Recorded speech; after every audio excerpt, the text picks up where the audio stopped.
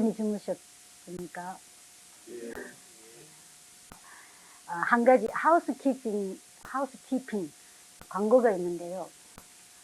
여기 보면은 승진도 잘 되고 하락도 잘 되는 것 같은데 그것들이 걸레 종류들인 것 같아요. 화장실에 보시면요, 레지에이터 있죠. 그 위에 분홍빛 걸려 있는데 그것은 화장실 바닥 닦는 것이니까 그거 갖고 안 닦으셔도 안 닦으시면 좋겠고요. 제가 오늘 아침에 보니까 행주가 걸레 됐다가 걸레가 또 접시 닦는 거 됐다가 오르내리더라고요. 구별하기 좀 어렵죠, 걸레들 전체 다. 그래서 밖에 빨래줄에 널려 있는 것은 낫 닦는 수건이랍니다. 그리고 세면실에 벽에 걸려 있는 것도 낫 닦는 것이고 땅바닥에 있는 것들은 걸레다 보면 일반적으로 맞을 것 같아요.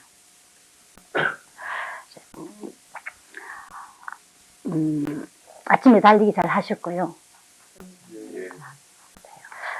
오늘은 성령님 충만에 대해서 하겠습니다.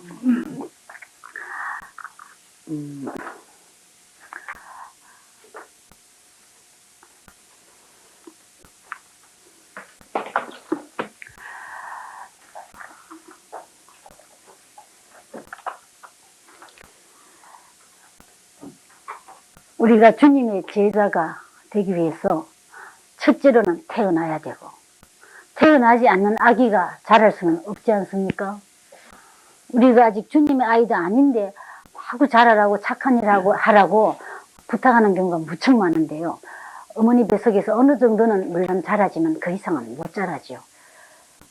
그래서 안 태어났는데 이런저런 사랑 일을 하라니까 우리 자신이 지치고 말 수밖에 없습니다. 일단 우리가 태어나고 우리 이것을 위해서 사형일을 사용했습니다. 어제. 그 다음에 태어난 이 아기가 어떻게 자기 부모인 우리 하나님을 닮으면서, 그것은 사랑의 인격인 예수님을 닮으면서 점점 튼튼하고 행복한 어린이로 자랄 수 있을까? 자라기 위한 대원칙은 성령님 충만함을 입어야만 자랄 수 있는 것. 즉 부모님의 보살핌을 받아야만 아기가 자랄 수 있는 것과 꼭 같지요. 그럼 어떻게 성령님 충만을 받느냐? 우리는 성령님의 충만을 받아야 된다는 것, 그 중요성을 잘 압니다. 왜냐하면 그렇지 않으면 풍성한 삶도, 승리하는 삶도 파워가 없기 때문에 해내지 못하니까요. 그러나 나는 이제 꼭 성령님 충만 받아야 되겠다고 결심을 했는데 어떻게 성령님 충만을 받을까 생각을 하니까 방법을 몰라요. How to. 그래서 산기도도 가고 금식도 하고 여러 가지 노력을 해보지만은 되지 않는 경우를 봅니다. 제 자신도 그랬으니까요. 저도 예수님을 영접하고 14년 동안 자라지 못한 이유가 성령님 충만한 방법을 몰랐기 때문입니다. 그래서 오늘은 어떻게 성령님을 충만하시고 우리가 정상적인 하나님의 자녀로 자랄 수 있을까에 대해서 공부하겠습니다. 함께 기도하실까요?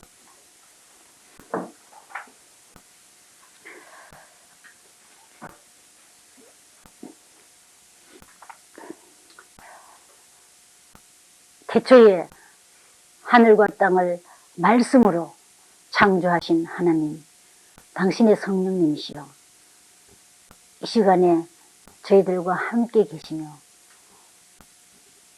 우리들에게 생각나게 하시고 가르치시고 이 생활에 악하고 약한 것에서부터 완전히 자유로워지며 이제는 당신의 정상적인 자녀로서 당당하고 파워풀하며 하늘나라의 모든 당신의 비밀을 당연하게 누리는 자녀로 살아갈 수 있도록 성령님의 충만을 부탁드립니다.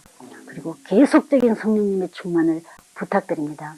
이 시간 저희들에게 이 비밀들을 가르쳐 주기를 몹시 원하시는 주님, 저희들에게 가르쳐 주시고 깨닫게 하시고 저희들이 순종의 결단을 하며 이제 후로는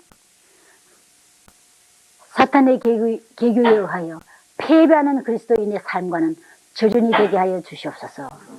이 시간에 주님이 우리 한가운데 계시며 우리들이 알아들을 수 있는 방법으로 가르치실 주님께 저희들의 감사를 드리며 예수님의 이름으로 기도합니다. 아멘.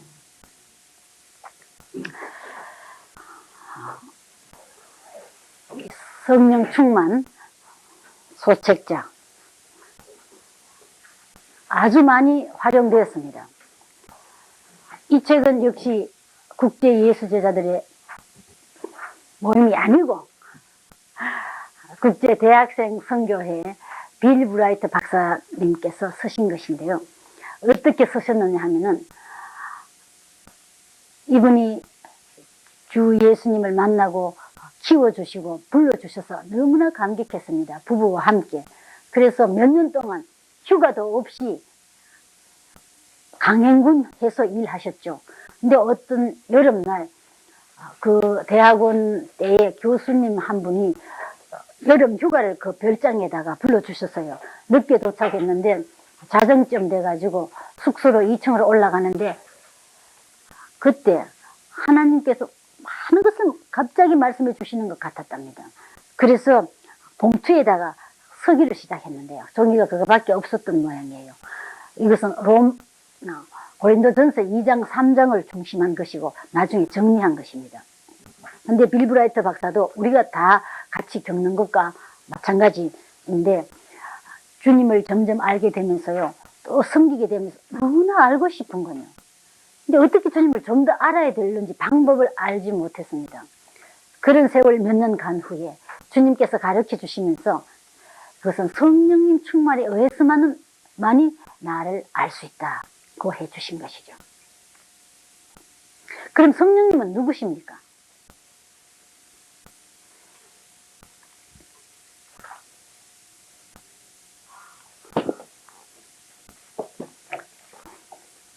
성령님은 누구십니까? 아멘.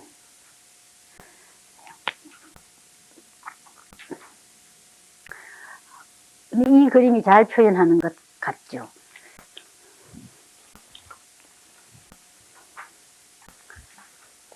하나님.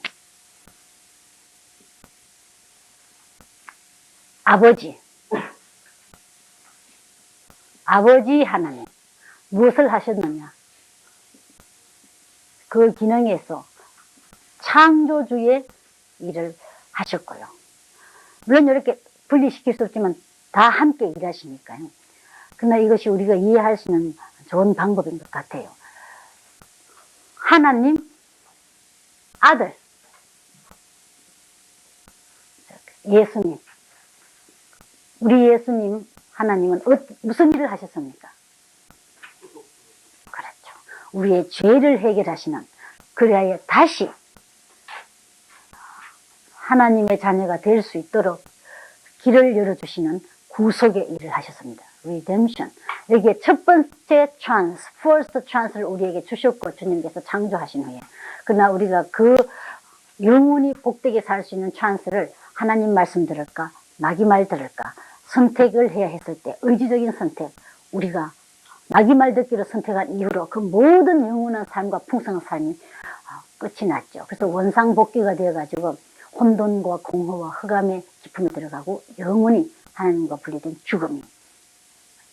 죽음만이 있게 되었을 때 우리 하나님 아들 하나님 예수님께서 구속주로 나를 대신해서 그 값을 치러주신 것 잘 압니다.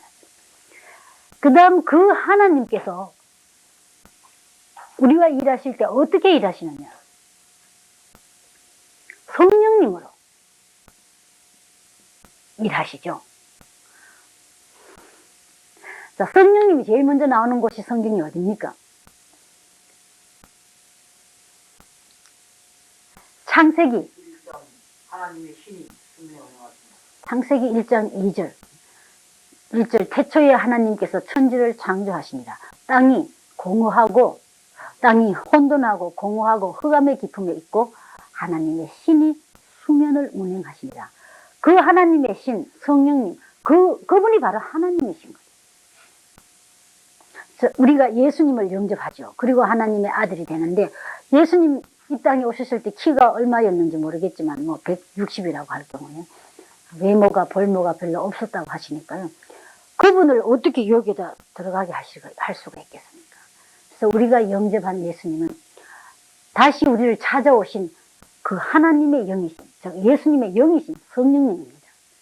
동일하신 분입니다. 이것에 대해서 해석을 하고 이해하려고 애를 많이 써도 잘 못하는 경우가 있거든요. 못하는 경우가 아니라 못하죠, 아직. 하늘나라에 가면 알게 되겠는데, 이걸 억지로 나의 작은 머리로 풀어보려고 하다가 이단이 많이 되어버리지 않습니까? 왜냐하면 하나님이 내 작은 머리에 다 들어와서 풀려진다면 하나님은 나보다 더 적어야 되는 것이니까요. 그렇죠? 그러나 한 가지 예외가 있는 것 같아요. 이것을 완전히 이해하기 위해서. 제 생각으로는요. 우리가 하나님과 나와 자연을 좀 더 사랑하기 위해서 이것을 좀 더 정확하게 알아야 되겠다면 우리 주님께 물어볼 수가 있을 겁니다. 이걸 알지 못하고는 사랑할 수가 없다면, 그러나 완전하게 알지 못해도 이 원칙만 알아도 우리는 사랑하기 위해서 조금도 문제가 일어나지 않다고 봅니다. 그러면 사형님 어제 했고 태어난 우리들이 어떻게 무럭무럭 자랄 것이냐.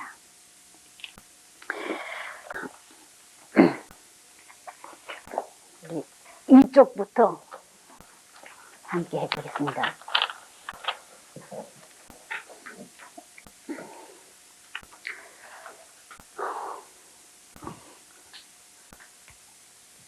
우리 박 집사님부터 읽어주실까요? 그리스도인이 성령 충만의 실제를 알고 순간순간 끊임없이 성령의 지배를 받으며 살아간다면 그의 하루하루는 가슴 설레는 모험이 될 수 있습니다. 성경은 세 종류의 사람이 있다고 말합니다. 1. 자연인, 그리스도를 영접한 일이 없는 사람. 육에 속한 사람은 하나님의 성령의 일을 받지 아니하나니 저희에게는 미련하게 보이며 또 깨닫지도 못하나니 이런 일은 영적으로라야 분별함입니다. 고린도전서 2장 14절 말씀. 2. 성령의 사람, 성령의 지배를 받으며 성령의 능력으로 충만한 사람. 신령한 자는 모든 것을 판단하나 자기는 아무에게도 판단을 받지 아니하느니라. 고린도전서 2장 5절.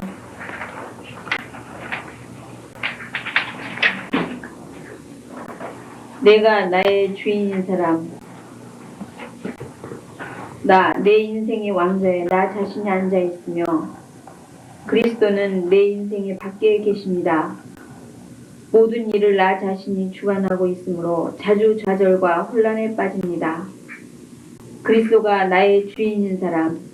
그리스도가 내 인생의 왕좌에 앉아 계시며 나는 내 인생의 왕좌에서 내려와 모든 것을 그리스도께 맡겼습니다. 모든 일을 그리스도께서 주관하심으로 하나님의 계획과 일치된 생활을 하게 됩니다. 3. 육신에 속한 사람. 그리스도를 구주로 영접했으나 신앙생활을 자기 힘으로 하려고 하기 때문에 실패하는 사람. 형제들아, 내가 신령한 자들을 대함과 같이 너희에게 말할 수 없어서 육신에 속한 자, 곧 그리스도 안에서 어린아이들을 대함과 같이 하노라. 내가 너희를 저주로 먹이고 밥으로 아니하였노니 이는 너희가 감당치 못하였음이거니와 지금도 못하리라. 너희가 아직도 육신에 속한 자로다. 너희 가운데 시기와 분쟁이 있으니 어찌 육신에 속하여 사람을 따라 행함이 아니리요. 고린도전서 3장 1절로 3절. 내가 나의 주인인 사람. 내 인생의 왕좌에 나 자신이 앉아있고 그리스도는 내 인생의 왕좌에서 내려앉아 있습니다. 모든 일을 나 자신이 주관하고 있으므로 자주 좌절과 혼란에 빠집니다. 네. 이 세상에 작년 현재 인구로 54억이라고 하죠. 그러나 그 사람들을 분류하면은 결국 이 세 종류의 사람으로밖에 나눠지지 않는 것인 거죠. 그 첫 번째 사람, 자연인을 우리는 Natural Man이라고 하지 않습니까? 세상에 있는 사람입니다, 사실은.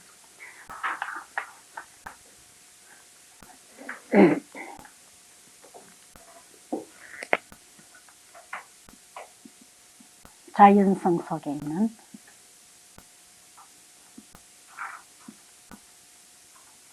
두 번째 종류의 사람, 하나님의 사람, 성령님의 사람으로 되어 있죠.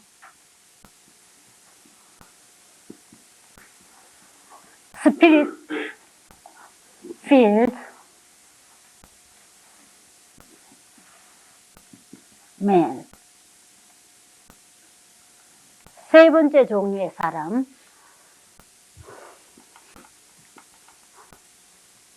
하나님의 사람이긴 한데 일상생활에서는 내가 주인인 사람, 육에 속한 그리스도인. 제1부는 천성을 향해 가는 한 남자의 순례에 관한 이야기. 하는 제2부는 한 여자의 순례를 그리고 있다. 그리고 이것은 철로역 정종 종결 부분을 각색한 영화이다. 존 버녀는 그의 불후의 명작 철로역정을 저술했을 때 그것을 2부로 구성했다. 제1부는 천성을 향해 가는 한 남자의 순례에 관한 이야기. 제2부는 한 여자의 순례를 그리고 있다.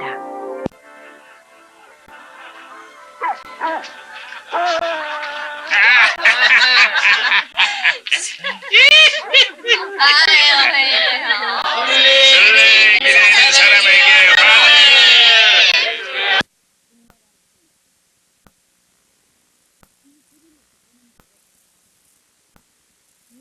반해. 삶에 밖에 있겠죠. 물론 관계가 없으니까. 그렇다면은 내가 나의 삶의 모든 영역을 주장하니까 인생은 끊임없이 크고 작은 일이 일어나게 돼 있지 않습니까? 이것이 혼돈을 일으키는 것이고요. 두 번째 사람은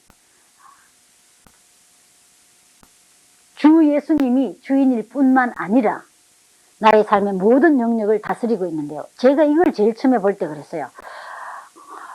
신령한 자는 아무에게도 판단도 받지 않는다고 하니까 성경은 너무 교만스럽다고. 어떻게 사람이 다 알 수 있느냐. 점점 주님께서 자신을 계시해 주시면서 하나님께서 누구의 판단을 받으시겠습니까? 완전히 아실 수 있죠. 그러나 1번에는 세상 지혜가 아무리 많아도 예수님께서 말씀하신 대로 어린아이와 학문을 하지 않는 사람은 알아듣지만 학자는 못 알아들었다라는 것이 이 말씀인데요. 그 세상의 지혜로서는 하늘나라의 것을 알 수 없다라는 것인 거예요. 세 번째 사람, 가날맹. 이분은 예수님이 자기 마음에 있습니다. 예수님을 영접했으니까 하나님의 자녀입니까? 아닙니까? 이죠. 그러나 그의 삶에 있어서는 누가 주인입니까? 예, 내 자신. 그 때문에 내가 전적으로 책임을 지고 있고 그 결과를 내가 갖게 되어 있는데요. 이런 사람의 특성은 무엇이냐? 제일 위에 관로 안에 있듯이요. 신앙생활을 자기 힘으로 하려는 것인가? 안 하려는 것이 아닙니다. 착하고 많은 노력을 합니다. 그러나 자기 힘의 한계가 무엇이냐? 그리스도인의 삶은 어려운 것이 아니고 불가능하다라고 했죠. 빌 브라이트 박사님 말씀을 하면 그분이 얼마나 노력했겠습니까? 그분뿐이겠습니까? 많은 우리의 신앙의 선배들이 그렇게 했죠. 바울 사도를 위시해서 로마서 6장 7절 말씀, 6장 7장 말씀. 요한 웨슬레 다 마찬가지입니다. 길은 한 가지밖에 없기 때문에 매우 그래서 간단하다고 하죠. 그러나 그리스도인의 길은 어려운 것이 아니고 불가능하다. 불가능한 것은 불가능입니다. 절대로 안 되는 것이죠. 그렇다면 내가 그리스도인의 삶을 절대로 살 수 없는 것입니다. 아무리 내 힘으로 최선을 다하더라도 못하는 것을 자꾸 노력하면 어디 갑니까? 못하고 하는 사람은 좌절에 들어가기 시작하죠. 근데 왜 이렇게 되어버렸느냐? 그리고 이렇게 패배하는 그리스도인이 되는 이유는 무엇이냐? 거기 밑에 보면은요. 그렇게 된 것을 알 수 있는 것은 결국 시기와 분쟁, 그때나 지금이나요. 사랑하지 못하는 것, 죄 때문이죠. 그 죄는 결국 무엇이냐? 주체자가 누구냐? 하나님이냐 나냐 있어. 내가 주체자가 되는 것이죠. 미국 어떤 분이 그러십니다. 이 세상에서 이 세 번째 속한 카널맨, 육에 속한 그리스도인은 가장 비참한 사람이라고요. 가장 미저러블하다.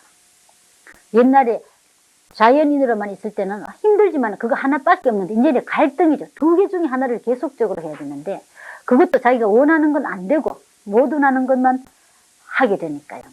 결국은 오호라 나는 공고한 사람이다. 이 사망의 몸에서 누가 나를 구원하랴. 그 소리만 자꾸 되풀이하면서 예수님 믿는 것이 너무 어렵다. 로마서 8장이 있는데 거기까지 넘어가지 못하는 것입니다. 세 그림 중에 어느 그림이 당신의 삶을 잘 나타내고 있습니까? 지금요. 어딥니까? 이게 성령의 사람하고 육신에 속한 사람하고 그걸로 왔다 갔다 하는 것 같아요. 아, 예. 그래요. 자, 우리가 어릴 때일수록 육신에 속한 그리스도인의 생활을 길게 하고 성령님의 통치받는 시간이 짧죠. 그러나 성장해 갈수록 성령님께서 통치하는 시간은 길고 내가 통치하는 시간은 짧아지는 것입니다. 그렇습니까? 그래서 어떤 미국분 말씀이 이것을 알고 난 다음에 50년 동안 자기 생에 있어서 1분 이상 성령님께서 통치하시지 않는 적이 없었대요. 그런 분을 우리는 성자라고 하겠죠. 자, 그렇다면은 여기 1번의 사람하고 3번의 사람 삶의 결과가 어떻습니까? 그 점이 찍혀져 있는 거 한번 보실래요? 어떻게 똑같습니까?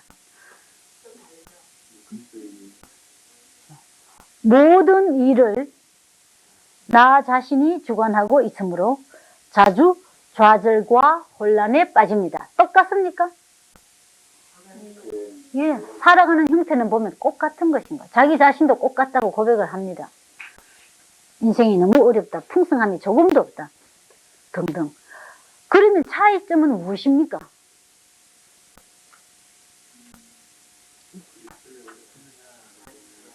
그래요. 나타나는 것에 있어서 옳은 3번의 사람은 예수님이 나의 삶에 계시는 하나님의 자녀이기 때문에 천국 갑니다. 쉽게 말해서 죽으면.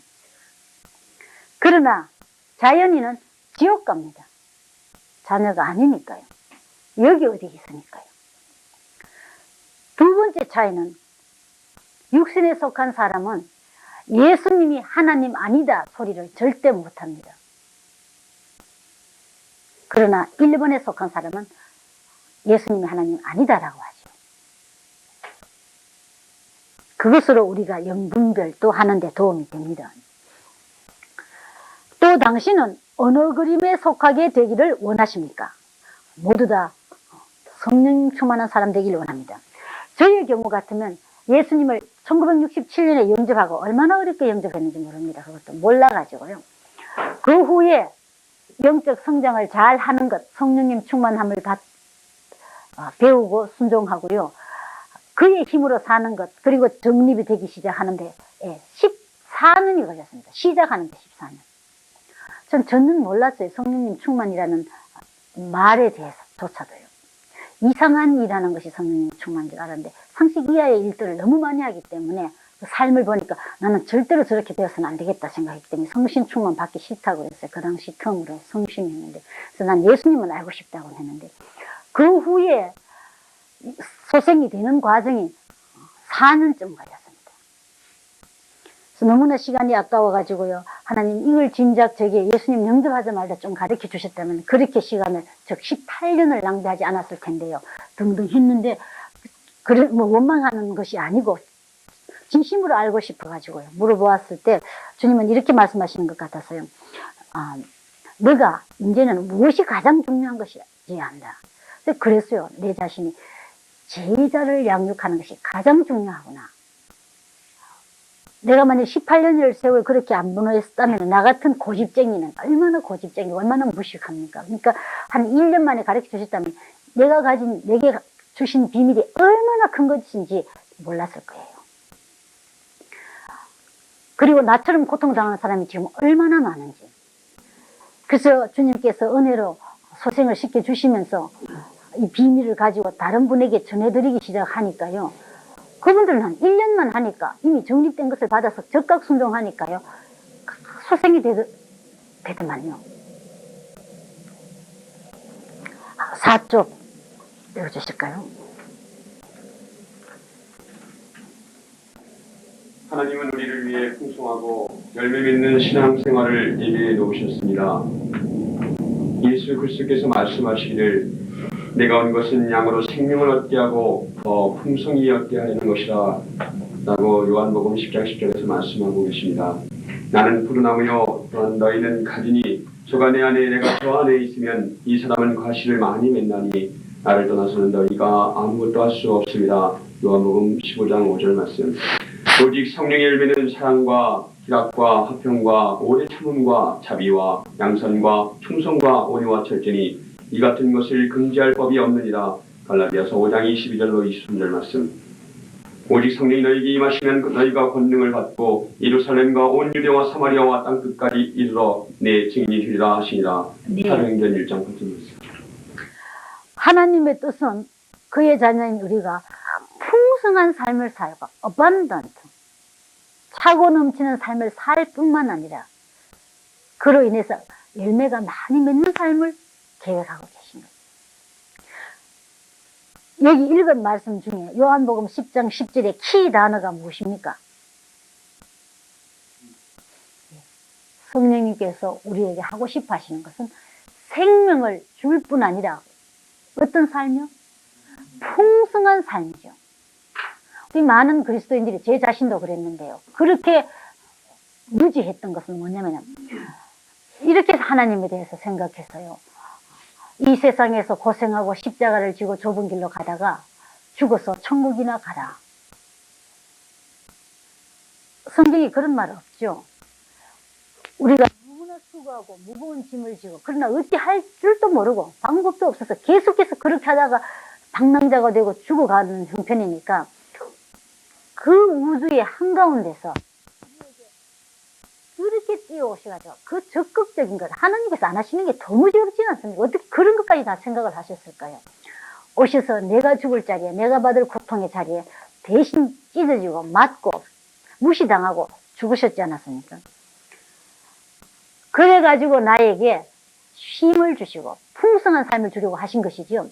예수님께서 그러한 삶을 사고 대가를 치르고 나를 행복하게 사는 너희들아 내게 오라. 내가 너를 좁은 길로 가고 회색지게 살게 하고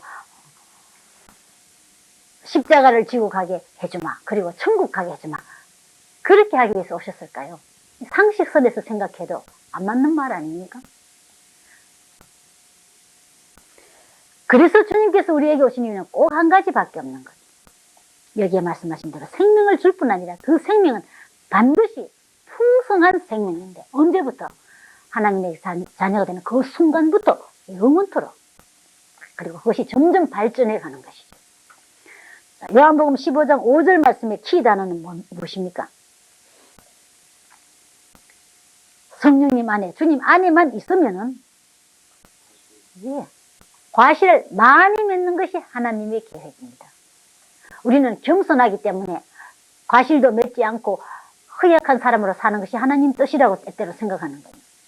우리 형제님 한 분이 그러더라고요. 제가 주님께서 우리를 순결하고 강력한 사람으로 만든다. 어느 정도로 강력하냐? 사탄도 보고 도망을 갈 만큼. 내 안에 계신 주님 때문에 이야기하니까 서울대학교 졸업한 친구들 조금 놀라면서 나는 이때까지 하나님께서 우리를 약하고 허약하고 순결하고 허약하게 만드는 줄로 생각하고 있었다.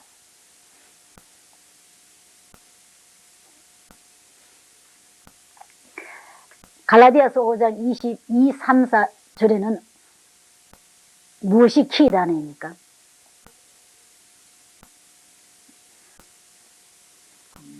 네, 성령님의 열매, 사랑, 즉 그의 인격의 특성에 대해서 이야기하고 있습니다.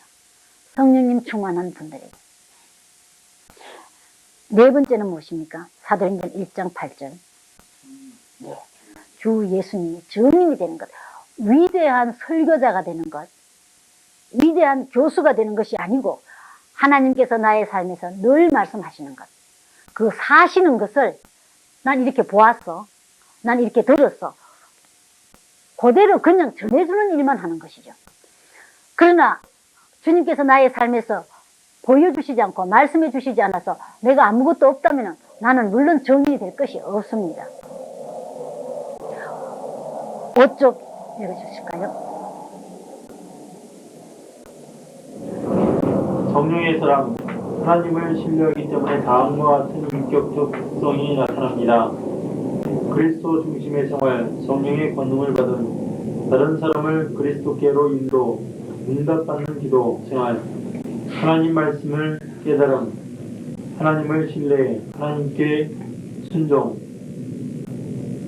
이런 인격적 특성이 나타나는 정도는 그가 일상생활에서 얼마나 작은 일까지도 하나님을 의지하는가, 또는 그가 그리스도 안에서 얼마나 성장했는가에 정비례합니다. 네. 성령님의 사람은 인격적 특성이 나타난다 그랬죠. 자, 왼쪽 편에 한번 봅시다. 내가 어떤 인격적인 여기에 특성들을 가지고 계십니까?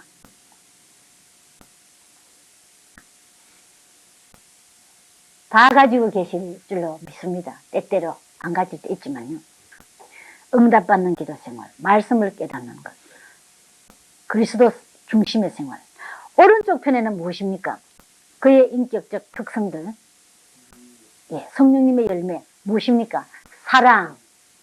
자, 어떤 번역에는 이 갈라디아서 5장 22절 23절 말씀을요, 사랑하기 때문에 희락, 기쁨이 나오고, 사랑하기 때문에 평화가 나오고, 사랑하기 때문에 인내가 나온다고도 돼 있다고 하지 않습니까? 사랑하면 자동적으로 따라오는 것들입니다. 우리가 단어를 잘 이해할 수 있는 게 좋겠다 싶어서 풀이해서 써보는데요. 나의 삶에 있어서 또 너의 삶에 있어서 사랑과 기쁨과 평화와 오래 참는 것, 인내와 자비가 어느 정도 있느냐. 자, 자비는 무엇입니까?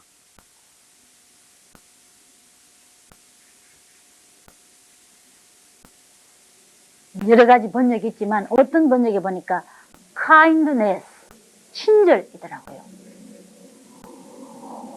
그 불교의 자비하고 좀 차이가 납니까? 그러니까 불쌍히 여김도 되겠지만 어떤 데를 보면 물론 mercy도 되어 있지만은요, 불교의 자비와는 질적으로 다른 것이니까. 하나는 은혜고 하나는 자연성에서 나오는 것이니까요. 은혜는 그저 받은 것, 하나님으로 받은 것이고, 거기에는 내 스스로 만들어내는 것이겠죠. 양성은 착한 것입니다. 무엇이든지 착하게 좋게 생각할 수 있는 것. 충성은 무엇입니까?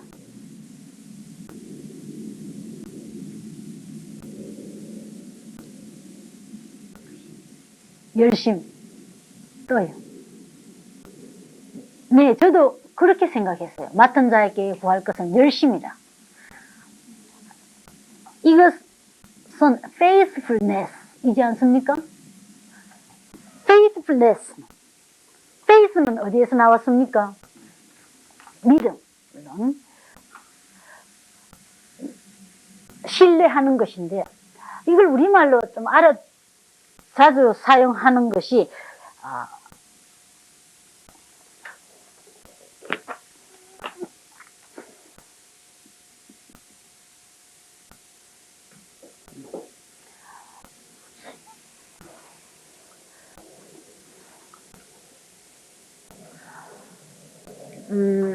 신하가 왕에게 자기의 절조를 지켜주는 것이죠. 다른 왕에게 안 가고. 근데 또 우리 흔히 쓸 때 보면은 여기 말요, 예를 들 경우에는 이해하기가 쉬울 경우가, 영어로 이런 말 있잖아요. 남편하고 아내의 경우 he is faithful to his wife 라고 하면은 그 남편은 자기 아내에게 충성, faithful 한다. 즉 다른 외간 여자들한테 가지 않고 자기 아내에게만 자기 정조를 지킨다. 그 말이죠. 또 she is faithful to her husband 하면은 이 아내도 다른 외간 남자한테 안 가고 남편에게만 그의 정조를 지킨다. 또 그런 경우 정조입니다. 즉 내가 하나님에게만 나의 혼신이 바쳐지는 것, 정조를 지켜주시는 것, 드리는 것. 명예나 부나 자식이나 직업이나 이 나의 마음을 팔아가지고 외도하는 것이 아니다라는 것이죠. 외간 남자들한테 가는 것이 아닌 것인 거예요.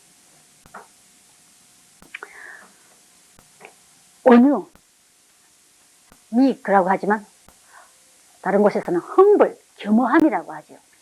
어떻게 우리가 겸손해지느냐? 아무리 겸손해지려고 해도 안 됩니다. 자랑할 것도 없으면서 말입니다. 이것은 어제 이야기 사역할 때 했듯이 우리 주님을 점점 더 알면 알수록 내가 얼마나 적고 얼마나 누추하고 완전히 은혜에 의해서 이렇게 생존할 수 있다는 걸 알게 되기 때문에 자동적으로 겸허해질 수 있는 것. 주님에 대해서 조금밖에 모르면 내가 대단한 것처럼 밖에 안 보이지 않습니까? 절제, 좋은 것도 하나님과 나와 너와 자연에게 풍성하게 하기 위해서만 사용하고 그 외에는 사용하지 않는 것이 절제겠죠.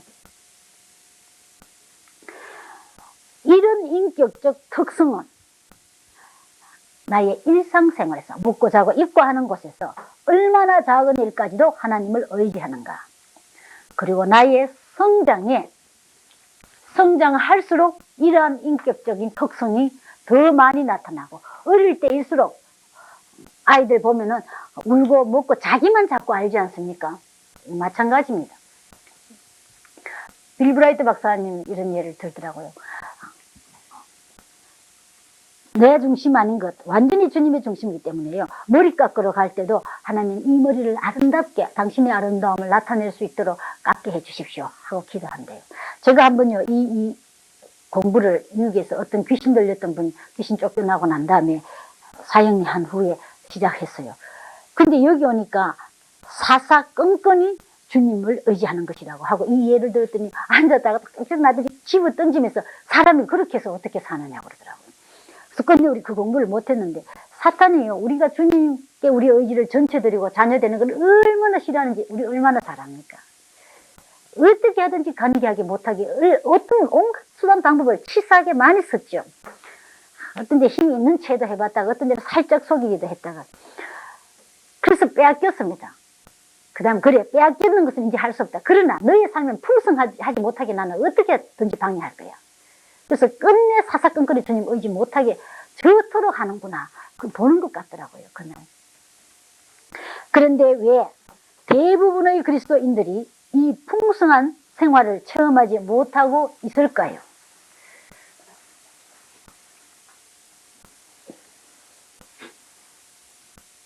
육신에 속한 사람은 이 풍성하고 열매있는 신앙생활을 체험할 수 없습니다.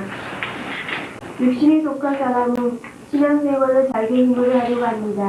1. 그는 하나님의 사랑과 제 삶과 능력에 대하여 모르거나 잊고 있습니다. 로마서 5장 8절에서 10절, 히브리서 10장 1절에서 25절, 요한일서 2장 2절에서 3절, 베드로후서 1장 9절, 사도행전 6장 8절. 2. 그는 변화가 심한 영적 생활을 합니다. 3. 그는 옳은 일을 하고 싶어도 할 수 없는 자기 자신을 잘 알지 못하고 있습니다. 4.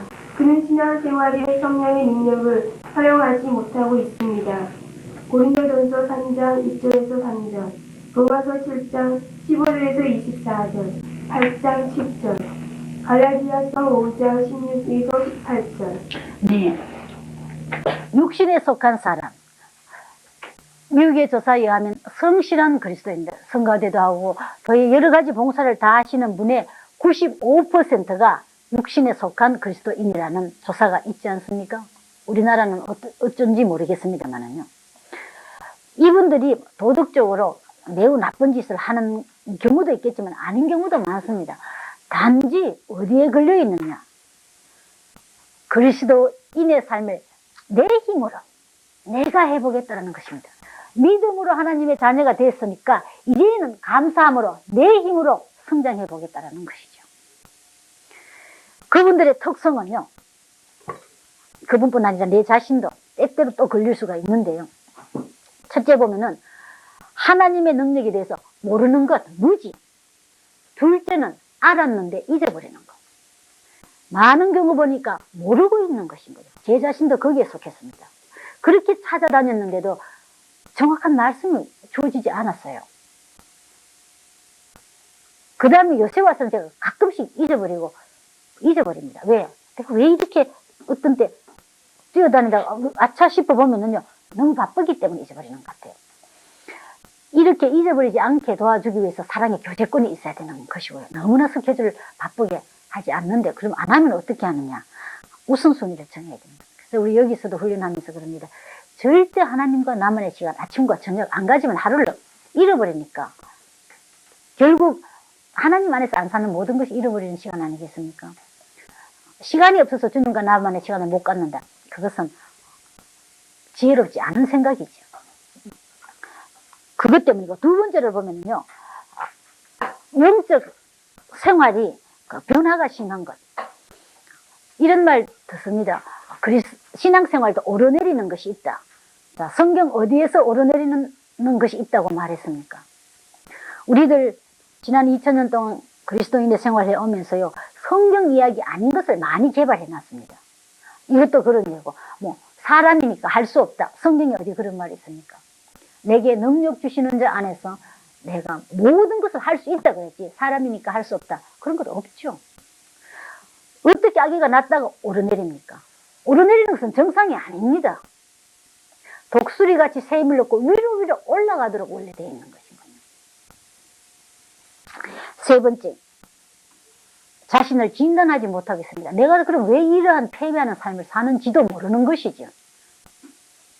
네 번째, 성령님의 능력, 파워를 이용하지 못하기 때문에 나의 작은 파워밖에 아무것도 없는 것입니다. 그 파워는 사탄이 마음대로 할 수 있는 파워입니다. 왜? 인류의 모든 사람이 그의 사탄에게 졌으니까요. 근데 우리는 그 파워 아닌, 내 파워 아닌 아버지의 파워로 사는 것이죠. 성령님의 파워. 7조. 육신에 속한 사람, 하나님을 전적으로 신뢰하지 않기 때문에 다음과 같은 특성이 나타납니다. 영적 유산에 대한 무지, 불신앙, 불순종, 하나님과 이웃에 대한 사랑을 잃음, 기도를 게을리함, 성경 공부에 대한 열의 식음, 율법적인 태도, 더러운 생각, 시기, 죄책감, 근심, 걱정, 낙심, 비평하는 태도, 무목적, 그리스도인이라고 말하면서도 계속해서 죄를 범하는 사람은 전혀 그리스도인이 아닐 수도 있다는 사실을 알아야 합니다. 요한일서 2장 3절, 3장 6절 9절, 에베소서 5장 5절 말씀입니다. 육신에 속한 사람, 하나님을 의지합니다. 그러나 30% 신뢰합니다. 60% 신뢰합니다. 70% 신뢰하는 것이지 전적으로 신뢰를 못하는 것입니다.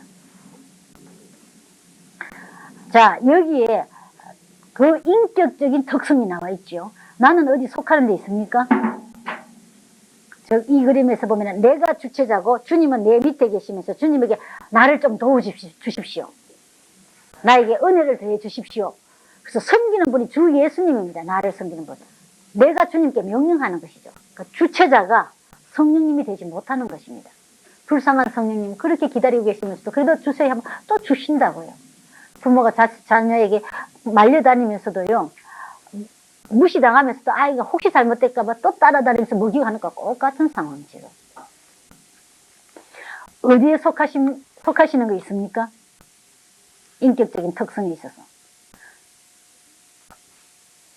나의 당당한 영적 유산에 대해서 알고 계십니까? 충분히. 율법적인 태도는 무엇입니까?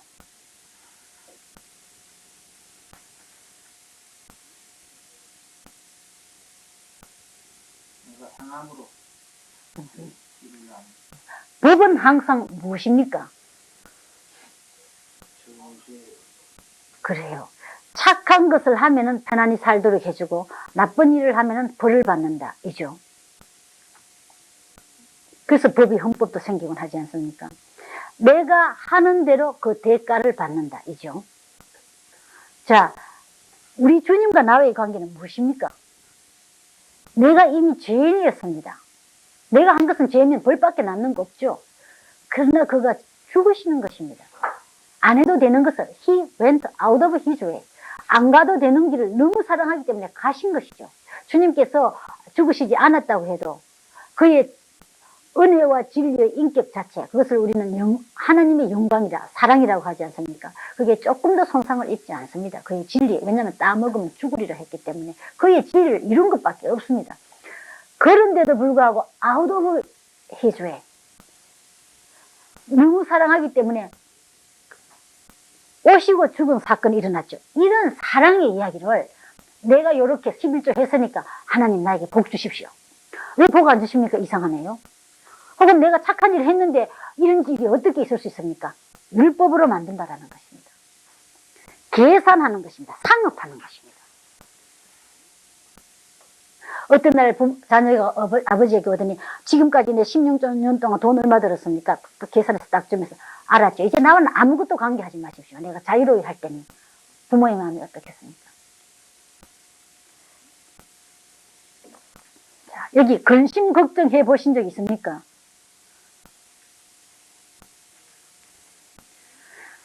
삶의 목적이 없어 본 적이 있습니까? 이 모든 것은 성령님 충만하는 것이 아니라 내가 충만한, 사탄 충만한, 육에 속한 그리스도인이 되었다는 것의 진단입니다. 어떻게 할 것이냐 그러면 세 번째 진리가 이 문제에 대한 하나뿐인 해답을 줍니다.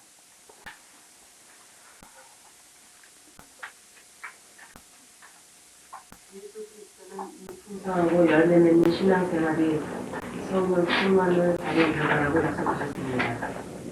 성령 충만의 생활이란 그리스도께서 주관하신 삶으로서 우리 안에 사시는 성령의 능력을 통하여 그리스도께서 우리를 지배하시는 생활입니다. 요한복음 15장 1. 요한복음 3장 1절에서 8절에 의하면 우리는 성령으로 거듭난 순간부터 그리스도인이 되며 성령은 항상 그리스도인 안에 계십니다. 요한복음 1장 12절, 요한복음 14장 16절, 17절. 성령께서 모든 그리스도인 안에 살아계시지만 모든 그리스도인이 다 성령으로 충만되어 있지는 않습니다. 2. 성령은 차고 넘치는 삶의 원천입니다. 요한복음 7장 37, 39절. 3. 성령은 그리스도를 영화롭게 하기 위하여 오셨습니다. 요한복음 16장 13절, 14절. 우리가 성령으로 충만할 때만 그리스도를 영화롭게 합니다. 4. 그리스도는 그가 승천하시기 전에 치유의 명령으로 우리가 그리스도의 증인이 되기 위해서 성령의 권능을 받게 될 것이라고 약속하셨습니다. 사도행전 1장 4절에서 9절. 네. 성령 충만이 실제로 일상생활에서 무엇입니까?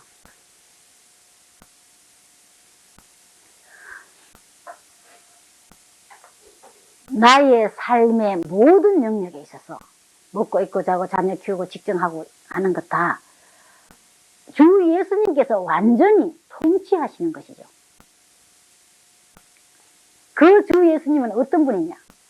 하나님이라고 하시는데 하나님은 인격자이십니다.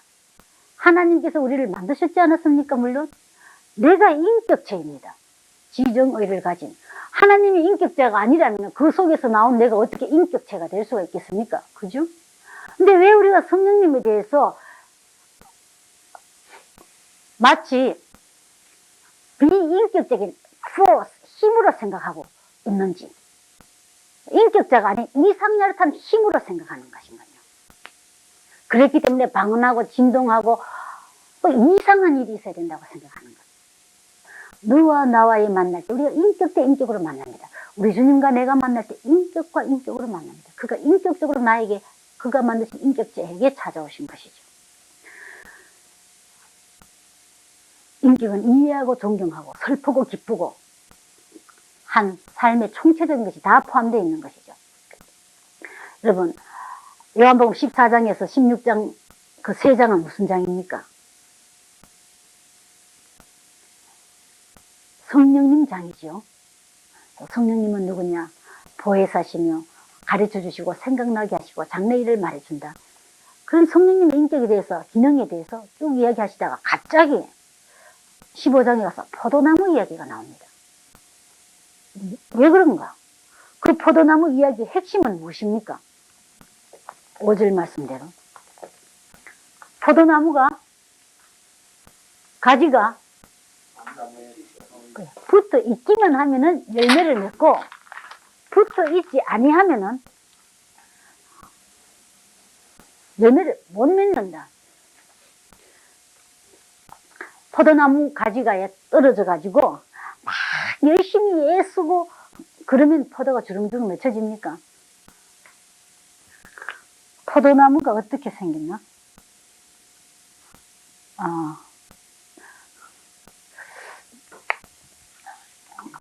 하여튼 요렇다고 해봅시다. 그림 잘 못 그려서.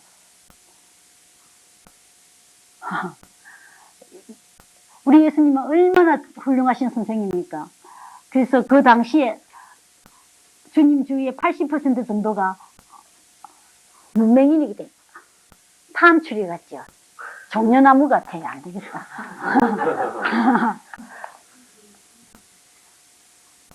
뭐 큰 차이는 없다마는요.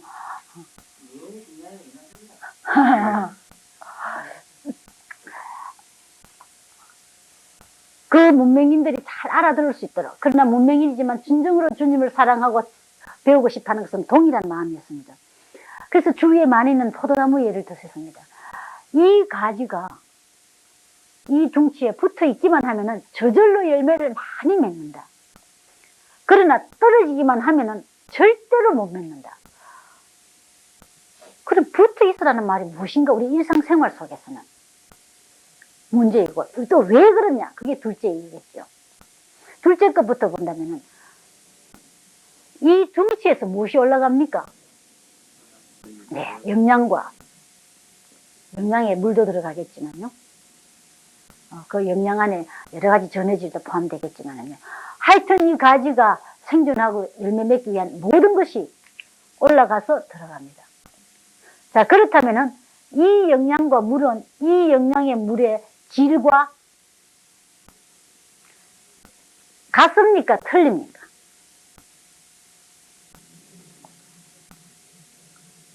같습니까? 분명히?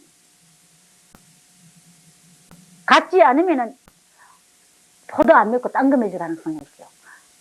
똑같은 것인가? 그렇다면은 우리의 삶에서 우리의 생각이나 행동이나 말이 하나님의 질과 꼭 같은 것이기만 하면은 나는 하나님의 모든 열매를 맺게 되어 있는 것이죠. 그렇습니까? 이 과정에서 변질되어 버렸다면 나는 하나님께서 계획하신 열매 아닌 딴 것을 맺기 시작합니다.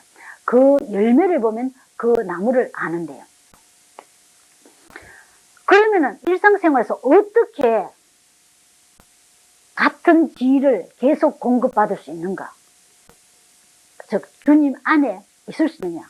즉 나무에 내가 가진 데 붙어 있을 수 있느냐? 즉 예수님에게 붙어 있을 수 있느냐? 굉장히 쉽습니다. 구약 이야기 전체가 그 이야기인 거예요. 사례를 들어가지고 나의 일상생활에 있어서 사사건건이 주님께 내가 모르는 것을 물어보는 것입니다. 먼저 주님께 물으라.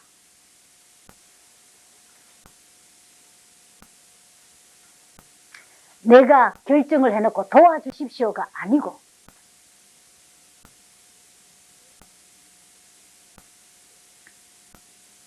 이 일에 또 이 사람에 대해서 하나님 아버지 당신은 어떻게 생각하고 계십니까? 당신은 어떻게 하려고 합니까? 그 생각을 제게 가르쳐 주십시오. 그렇게 하려고 하는 것을 저에게 가르쳐 주십시오. 그것이 지금 내가 가지고 있는 생각과 얼마나 다를지라도 괜찮습니다. 그리고 지금 내가 계획하고 있는 것을 너무나 하고 싶지만 그러나 그것이 아버지의 계획과 생각과는 다른 것이라면 나는 아버지 계획하시는 것을 물론 하기 원합니다. 왜? 아버지의 생각과 계획이 항상 하나님과 나와 너와 자연에 좋기 때문인 것을 알기 때문입니다. 단지 내가 이해하지 못할 뿐이기 때문입니다. surrender, 항복하는 것입니다. 하나님께.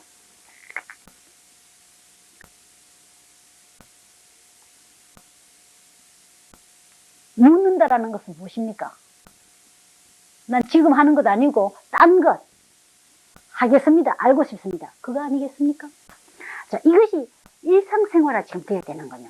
색한 네이처, 나의 자연성, 습성처럼 지금 되어 가야 되는 것인 거예요. 성장하는 과정에 있어서. 어릴 때는 잘 못합니다. 왜냐면 이때까지 내가 하도 많이 했기 때문에 땡깡기도 막 하고요. 주시옵소서, 주시면은 내가 그 중에 몇 분의 몇을 하나님께 드리겠습니다. 그래도 아까 말씀드렸지만 그래도 또 주님이 주신단 말입니다. 너무 불쌍한 그러니까 좋다고요. 바로 하나님 나한테 이런 일 했는데 그때 그렇게 하니까 되더라. 또 그렇게 하자. 또 땡깡기도 백일기도 하자. 좋습니다. 물론 받으시겠지만 언제까지 그렇게 어린아이처럼 살 것인가 우리가. 아버지의 마음을 좀 알고 싶지 않는지요.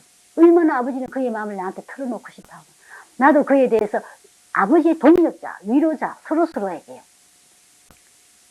내가 다윗을 만나니 내 마음을 닮은 자라. 마음을 다 털어놓기 시작하시죠. 아브라함에게. 그런 사랑의 관계로 발전돼 가는 것이 성숙이겠죠. 언제나 내 필요한 것만 하나님의 손에 있는 거 열어갖고 빼앗아갖고 참 좋은 거 찾았다. 그런 형태로 살 것인가. 결정입니다. 2번 가기 전에 보면요. 성령님께서 우리 주님은 동일하신 분이죠. 우리가 주님을 영접하자마자 늘 내 안에 계십니다. 그러나 성령님 세례와 성령님 충만 계속적으로 승리하면서 주님께서 통치하고 사는 것하고는 다릅니다. 그지요? 여기 그림이 있듯이 예수님을 영접할 때 성령님 세례를 받은 것이죠. 그러나 성령님 충만은 다릅니다. 성령님 세례는 일생에 한 번만 받죠. 예수님 영접 한 번만 하죠. 한 번만 태어나면 되듯이. 그러나 성령님 충만은 필요할 때마다 다시 해야 되는 거예요. 내가 주인 되었으면 죄송해요 하고 죄를 고백하고 다시 주님 주인 되어주세요. 그것이죠. 두 번째 성령님 충만한 사람의 특성은요. 요한복음 7장 37절 이하에 있듯이 예수님께서 유월절 아닙니까? 사람들이요. 디아스포라들이 유대인들 세계에 흩어져 있다가 유월절 양 잡고 소 잡고 뭐 해서 제사를 드리러 옵니다. 그때 유월절 되면은 예루살렘 성전 마당에 피 비린내가 난다고 그러대요. 예루살렘 전체가 며칠 동안 제사 드려가지고. 그러나 그 마음은 worried helpless. 얼마나 걱정하고 어떻게 우왕좌왕하고 평화가 아무것도 없고 무섭고 해서 해결할 길이 없는 것. 그 제사장들은 뭐 돈 더 번다고 양 당신들이 가지는 거 안 되는데 우리 거 파는 거 사라 뭐 이렇게 돼 있고 주님이 견디시지 못한 것인 거예요. 나는 너희들이 풍성한 삶을 살기 원한다. 그래서 이 한 청년이요 그 성전 한 벽에 올라가셔가지고 큰 소리를 지르시면서요 누구든지 목마르거든 내게 오라. 그리하면 그 배에서 생수의 강이 흘러나리라. 그것은 우리가 받은 성령님을 가리켜 말씀해 주신 것. 강이니까 끝없이 흘러나는 것입니다. 그리스도인의 정상적인 삶인 것. 내 마음속에서 끊임없이 그의 사랑과 그의 은혜와 그의 지혜가 흘러나게 하기를 원하시는 것입니다. 그렇지 않다면 잘못된 것입니다. 주님의 뜻 아닌 것입니다. 그것이 죄라는 것입니다. 아버지의 뜻 아는 모든 것이 죄이기 때문에 이렇게 성령님께 오시면 무엇을 하시느냐 1차적으로 예수님을 영화롭게 하는 것이죠. 하나님을. 왜냐하면 영광을 받으시기에 당연하시니까 영광을 받으실수록 우리에게 모든 것을 더 주실 수 있으니까요. 내 하고 싶은 거 요거 해주기 위해서 1차적으로 오신 것이 아니다라는 거예요. 왜냐하면 내 하고 싶은 것이 나에게 가장 좋으면 아버지와 너와 자연에게 하고 말고요. 그러나 많은 경우 죄 때문에 그리고 우리가 생각이 너무나 좁아져서 나에게 3선, 4선 혹은 나를 해를 끼치는 걸 막 달라고 조르고 이 때문에 주실 수가 없는 것입니다. 나에게 잘못되는 거 더 좋은 거 주고 싶으니까요. 네 번째로는요. 최후의 명령인 모든 족속으로 하나님 자녀되어 영광되게 하는 것을 하도록 힘을 주시기 위해서입니다. 자, 그렇다면 어떻게 성령 충만을 이제 받을 수가 있겠습니까? 즉 어떻게 성령님께서 나의 삶 전체를 통치하실 수가 있겠습니까? 계속 읽어주실까요? 우리는 믿음으로 성령 충만을 받습니다. 그때 비로소 예수 그리스도께서 우리 모든 그리스도인에게 약속하신 풍성하고 열매 맺는 신앙생활을 체험할 수 있습니다. 당신은 지금 이 자리에서 성령 충만을 받을 수 있습니다. 첫째, 성령 충만 받기를 간절히 사모하십시오. 마태복음 5장 6절, 요한복음 7장 37절에서 39절, 시편 42편 1절 2절. 둘째, 당신의 죄를 남김없이 고백하십시오. 요한일서 1장 9절. 하나님께서 당신의 과거와 현재와 미래의 모든 죄를 용서해 주심에 대하여 믿음으로 감사하십시오. 그리스도는 당신의 죄를 대신하여 죽으셨습니다.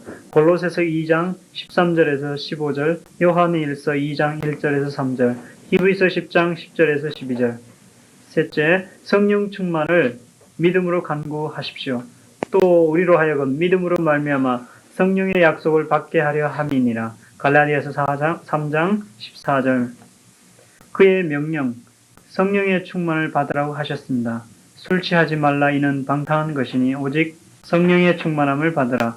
에베소서 5장 18절. 그의 약속, 우리가 그의 뜻대로 기도하면 그는 언제나 응답해 주십니다.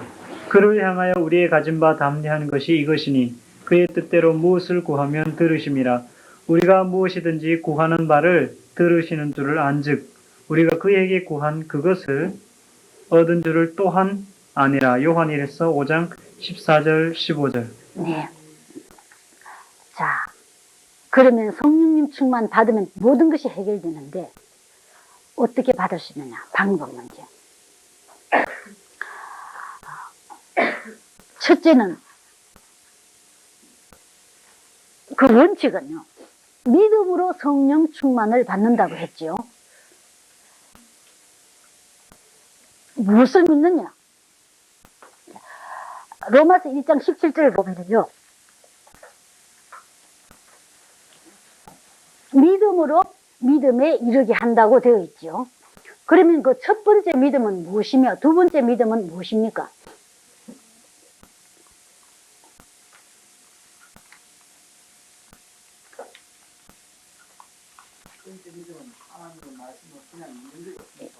예. 우리 다 같이 읽어볼까요? 로마서 1장 17절 말씀.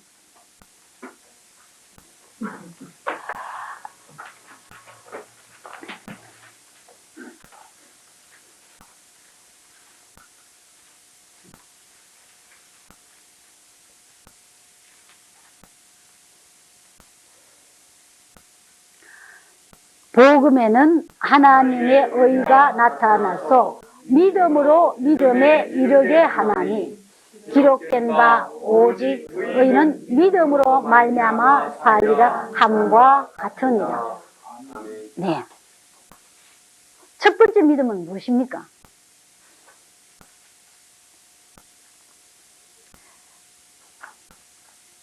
그것은 예수님이 하나님이시고 나를 위해 죽으시고 살아나신 것을 믿는 믿음이죠.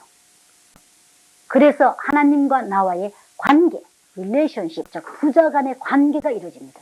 그리고 영원히 계속되는 것이라고 했습니다. 우리는 이 믿음을 다 가지고 있습니다. 그렇죠? 그래서 아들이 된 것이죠. 그 다음에 두 번째 믿음은 그럼 무엇이냐? 오직 의인은 믿음으로만 산다고 그랬는데요.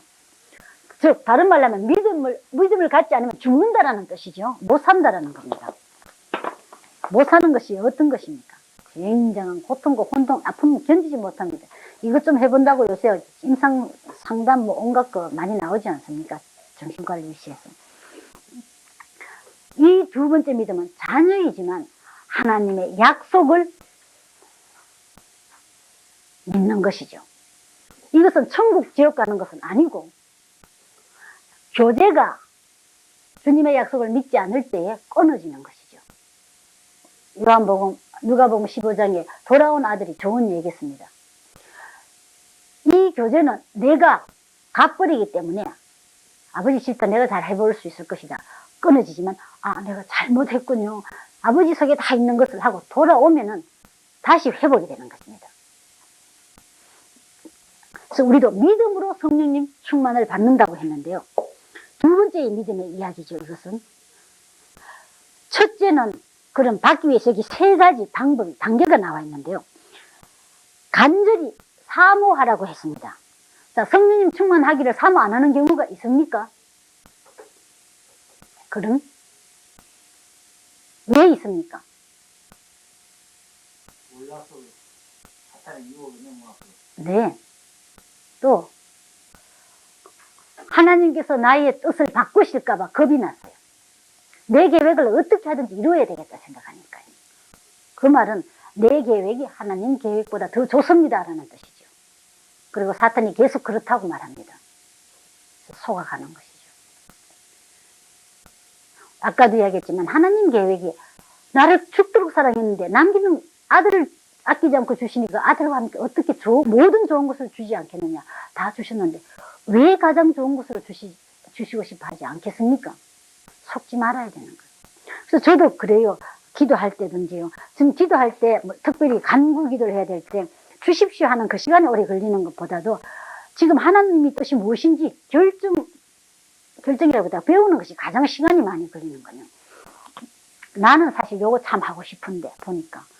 그러나 저는 항상 50%에 서 있고 싶습니다. 아버지 계획이 여기 어디든지 괜찮기 때문에 빨리 따라가기 위해서요. 지금 내가 모를 뿐이지 아버지 계획은 결과에서 항상 좋은 것을 아니까요. 두 번째로는 죄를 남김없이 고백하라고 했습니다. 죄는 무엇입니까?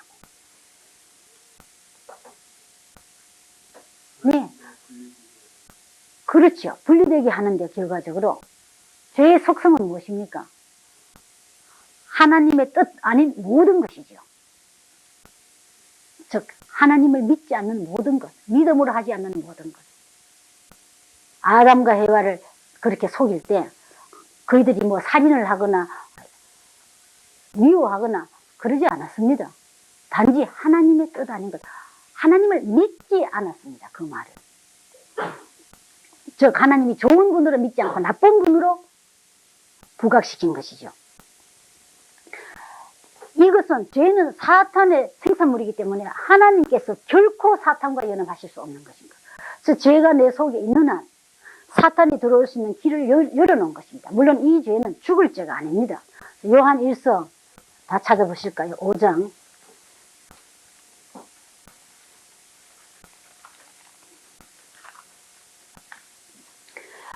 16절 보면은 죄의 두 종류가 나와 있습니다.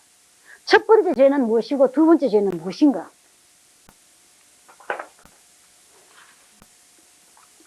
누구든지 형제가 사망에 이르지 아니한 죄에 범하는 것을 보거든 구하라. 그러면 사망에 이르지 아니하는 범죄자들을 위하여 저에게 생명을 주시라. 사망에 이르는 죄가 있으니 이에 대하여 나는 구하라 하지 않노라. 네. 자, 첫째 죄는 그럼 무엇입니까? 네. 둘째는? 예. 첫째 죄는 사망, 즉 죽는 것, 하나님과 완전히 분리되어 버려서 지옥에만 가 있는 것, 하나님의 기능이 전혀 미치지 않는 것, 영원히 미워하는 것, 영원히 절망하는 것, 영원히 질투하는, 영원한 가난 속으로 들어가는 것. 이것은 죽을 죄, 예수님 믿지 않는 죄. 우리는 거기에서 완전히 다 해방받은 사람들입니다. 영원히. 두 번째 죄는 죽을 죄 아니고 고백할 죄인 것. 하나님의 자녀가 자녀처럼 안 살고 거지처럼 사는 거예요. 하나님의 자녀가 아름답고 희망과 감사 속에서 안 살고 절망 속에 불평 속에 사는 것들. 믿음으로 하지 않는 것들. 그것은 빨리 잘못했습니다. 고백하면 끝이 나는 것이죠. 펠로십, 교제가 없어졌다가 아이가 돌아오면 회복되는 것과 똑같이 하나님 나 불평했어요. 왜 불평합니까? 하나님이 잘못하리라 생각하니까 불평하는 것이거든요. 세상 죄는 어떻게 나눠져 있습니까? 세 종류로 일반적으로 나눠져 있죠. 첫째는 형사적인 죄 아닙니까? 일반적으로.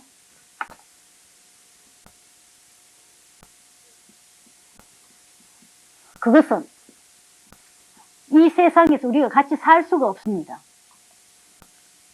크라임이라고 그러죠. 사람도 죽이고 사기도 하고 등등. 그래서 일반 사회와 분리시켜서 수감시킵니다. 둘째는 도덕적인 죄. 우리는 바이스라고 그러죠. 악덕. 왜? 뒤에서 중상모략하고요. 서로 사이 좋은 사람 가서 말 일으켜 놓고 그런 거. 감옥에 갖다 넣지는 않지만은 함께 살기가 무척 어렵습니다.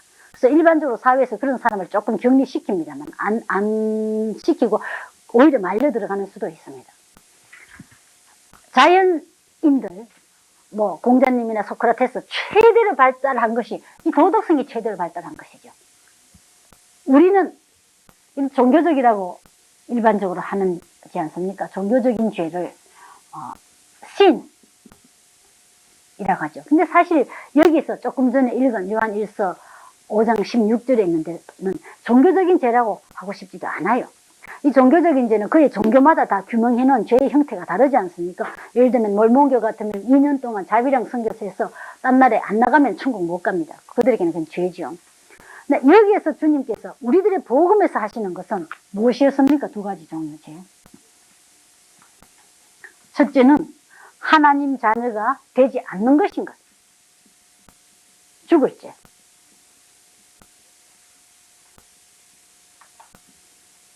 영원히 죽을 죄. 두 번째는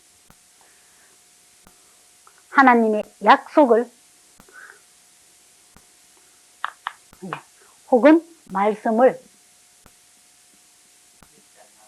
믿지 않는 죄. 이것은 무슨 죄라고 했습니까?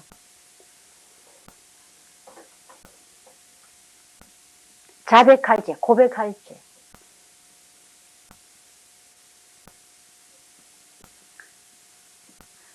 여러분들 심리학에서 죄 문제는 굉장히 심각합니다. guilty. 그런데 이렇게 간단하게 고백만 하면 되도록 해주셨습니다. 죄를 놔두고요, 뭘 해보자.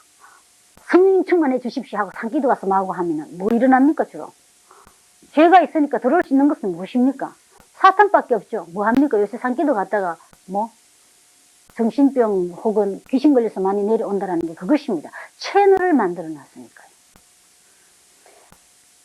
주님께서 나를 지배하시기 위해서는 절대적으로 먼저 죄 문제를 해결해야 되는 것입니다. 요새 세상 문화 보십시오. 뭐 미술, 음악 등등이 죄를 자꾸 미화시키기 시작하는 거. 사탄 괜찮다. 프리섹스 만들 때 뭐라고 그랬습니까? 인간의 기본 욕구다. 아름답게 하는 것입니다. 우리 자매님 한 분 그래요. 미국에서. 이제 보니까 자기가 그렇게 좋아했던 메트로폴리탄에서 그 오페라들 얼마나 죄 속에 갇혔는데. 와그너 오페라들 마찬가지입니다. 그렇게 죄로 부각시켜서 우리가 마비가 일어나 버린 거야.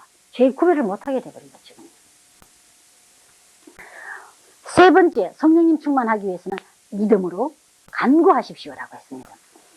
갈라디아서 3장 14절 말씀, 외울 말씀이죠. 또 우리로 하여금 믿음으로 말미암아 성령의 약속을 받게 하려 함이니라. 믿음으로 막 상기도 하고 금식하고 뭐 나쁘다라는 거 아니고 말고요. 그 필요할 때가 충분히 있고 귀한 일들입니다만은요. 그것이 정상적인 과정으로 성령님 충만하는 게 아니라는 것입니다. 인격적인 주님이기 때문에 나와 인격적으로 만나야 돼. 만남이 있어야 되는 것인데 만나려면 그 말을 믿어줘야 되는 것입니다. 우리 여기 공부하겠다 해놓고 13일날 이전사님 안 올 거죠? 내가 어떻게 믿을 수 있지? 안 올 거야, 안 올 거야, 안 올 거야. 준비 안 하고 기다립니다.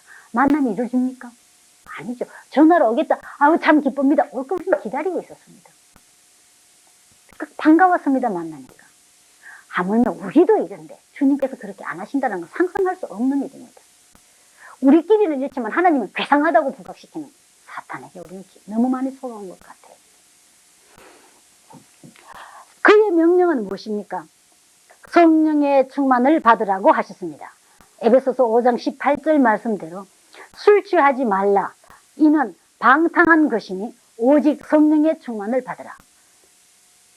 자, 술 취하면 자기가 있습니까? 없습니까? 아니고 술이 있죠. 술 시키는 대로 합니다. 우리가 성령님의 충만, 우리 하나님께서 나를 통치하실 때는 더 이상 나의 허약하고 악한 것이 끝이 나버리고 성령님 그렇게 순결하고 강력하고 모든 지혜가 나를 통치하신다는 것이죠. 근데 여기에 성령 충만을 받는 것이 좋다. 주님께서 너를 좀 통치하도록 하라. 그렇게 좀 노력해보라. 그 말이 아니고 성령님 충만을 받아라. 그가 절대 너를 통치하도록 하라. 그렇지 않으면 죄다. 그리고 성령님 충만하지 않고 해낼 수 있는 것은 아무것도 없다. 명령입니다. 명령을 지키지 않으면 죄라고 우리 했습니다. 그의 약속은 무엇입니까? 우리가 그의 뜻대로 기도하면 그는 언제나 응답해 주십니다. 요한 1서 5장 14, 5절 말씀 우리 다 잘 외우고 계실 줄 압니다만 그를 향하여 우리의 가진 바 담대한 것이 이것이니 그의 뜻대로 무엇을 구하면 들으십니다. 우리가 무엇이든지 구하는 바를 들으시는 줄을 안즉 우리가 그에게 구한 그것을 얻은 줄을 또한 아니라. 요한 1서 5장 14, 5절 말씀. 아버지의 소원대로 구하면 들으십니다.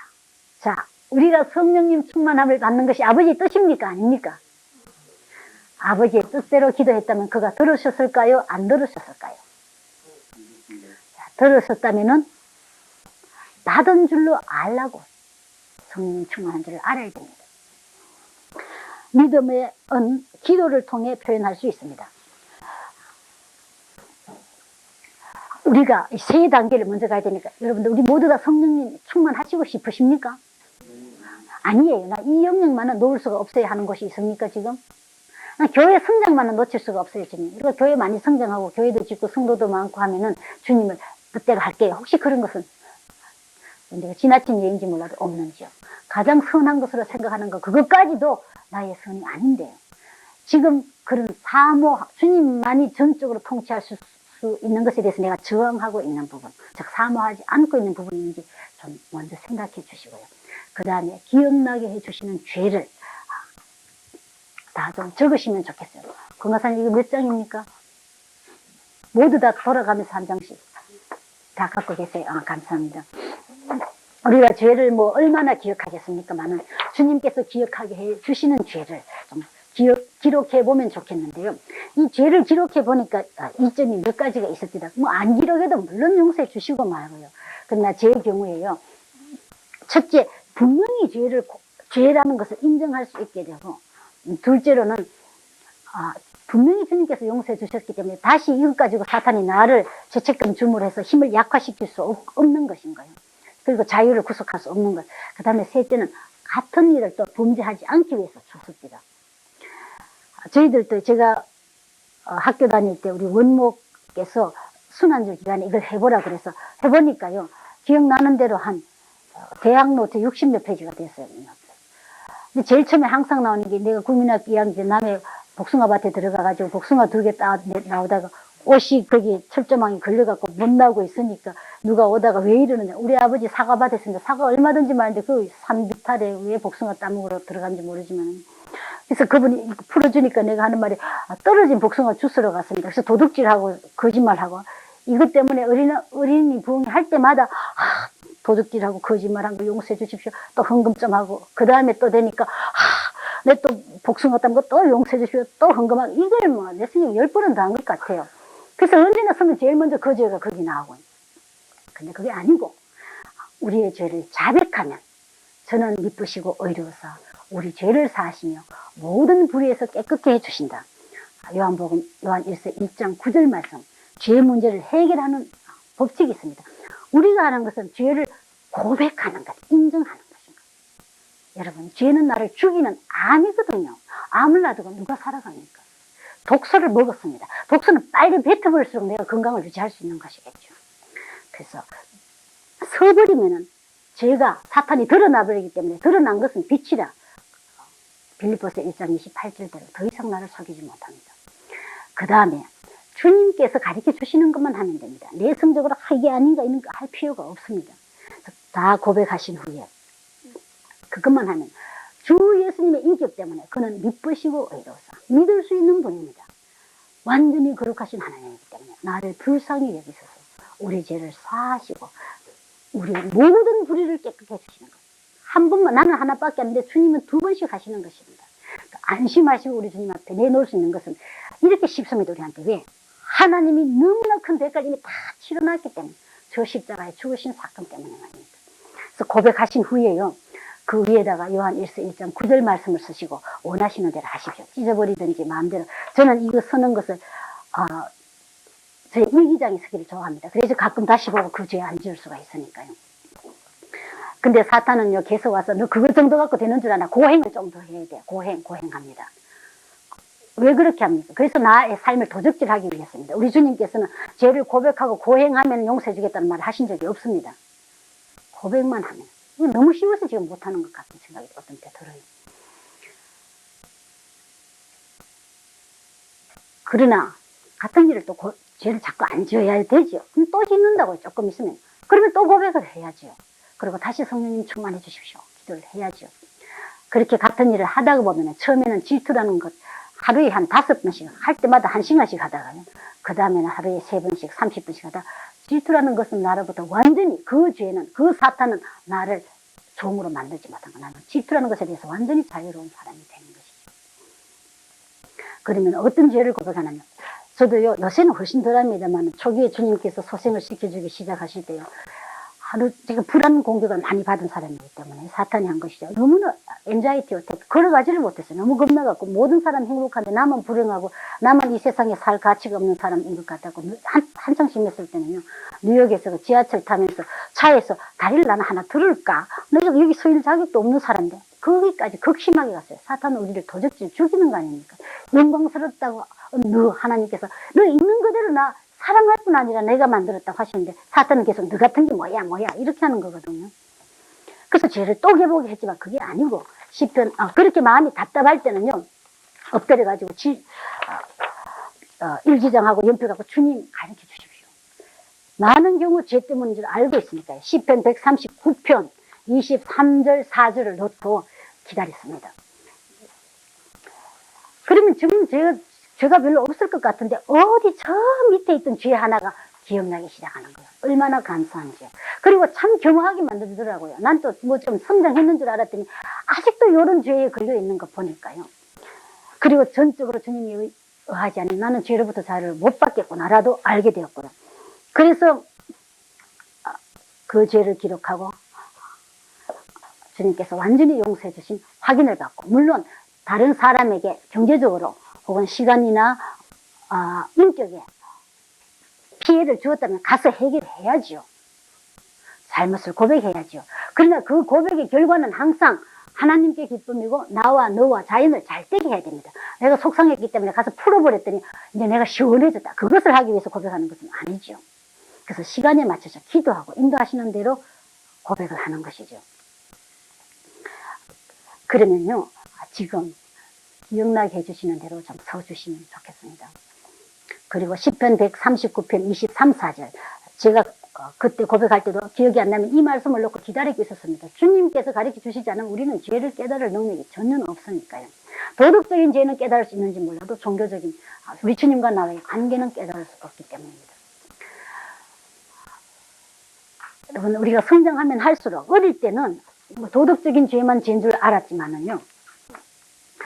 그리고 뭐 미워하고 이런 건 줄 알았더니 나중에는 주님과 남아의 관계에 있어서 예를 들면 사무엘은 뭐라고 그랬습니까? 기도 쉬는 죄를 범치 않게 해주십시오. 그에게 있어서는 그의 성장의 수준에 있어서는 기도 쉬는 것이 죄였습니다. 그렇기 때문에 이것은 성장 수준마다 다르기 때문에 주님과 나만의 이야기입니다. 이 모든 독서를 뱉어내는 일을 지금 좀 하십시다.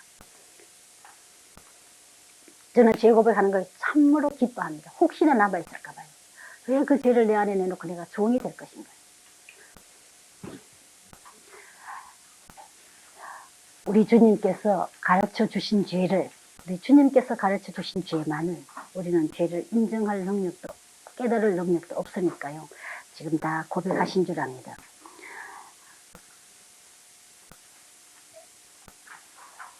그리고 요한일서 1장 9절 말씀으로 용서하심을 받은 줄 압니다. 그러면 어떻게 성령님 충만의 기도를 할 수 있을까요? 12쪽 우리는 오직 믿음으로만 성령 충만을 받을 수 있습니다. 참된 기도는 믿음을 표현하는 한 가지 방법입니다. 다음과 같이 기도해 보십시오. 물론 성숙한 분이 돼서 죄를 고백 다 하고 죄를 고백할 것이 없으면 또 해야 될 이유가 없습니다. 그러나 저는 지금 이 성령님 충만의 기도가 필요하기 때문에요.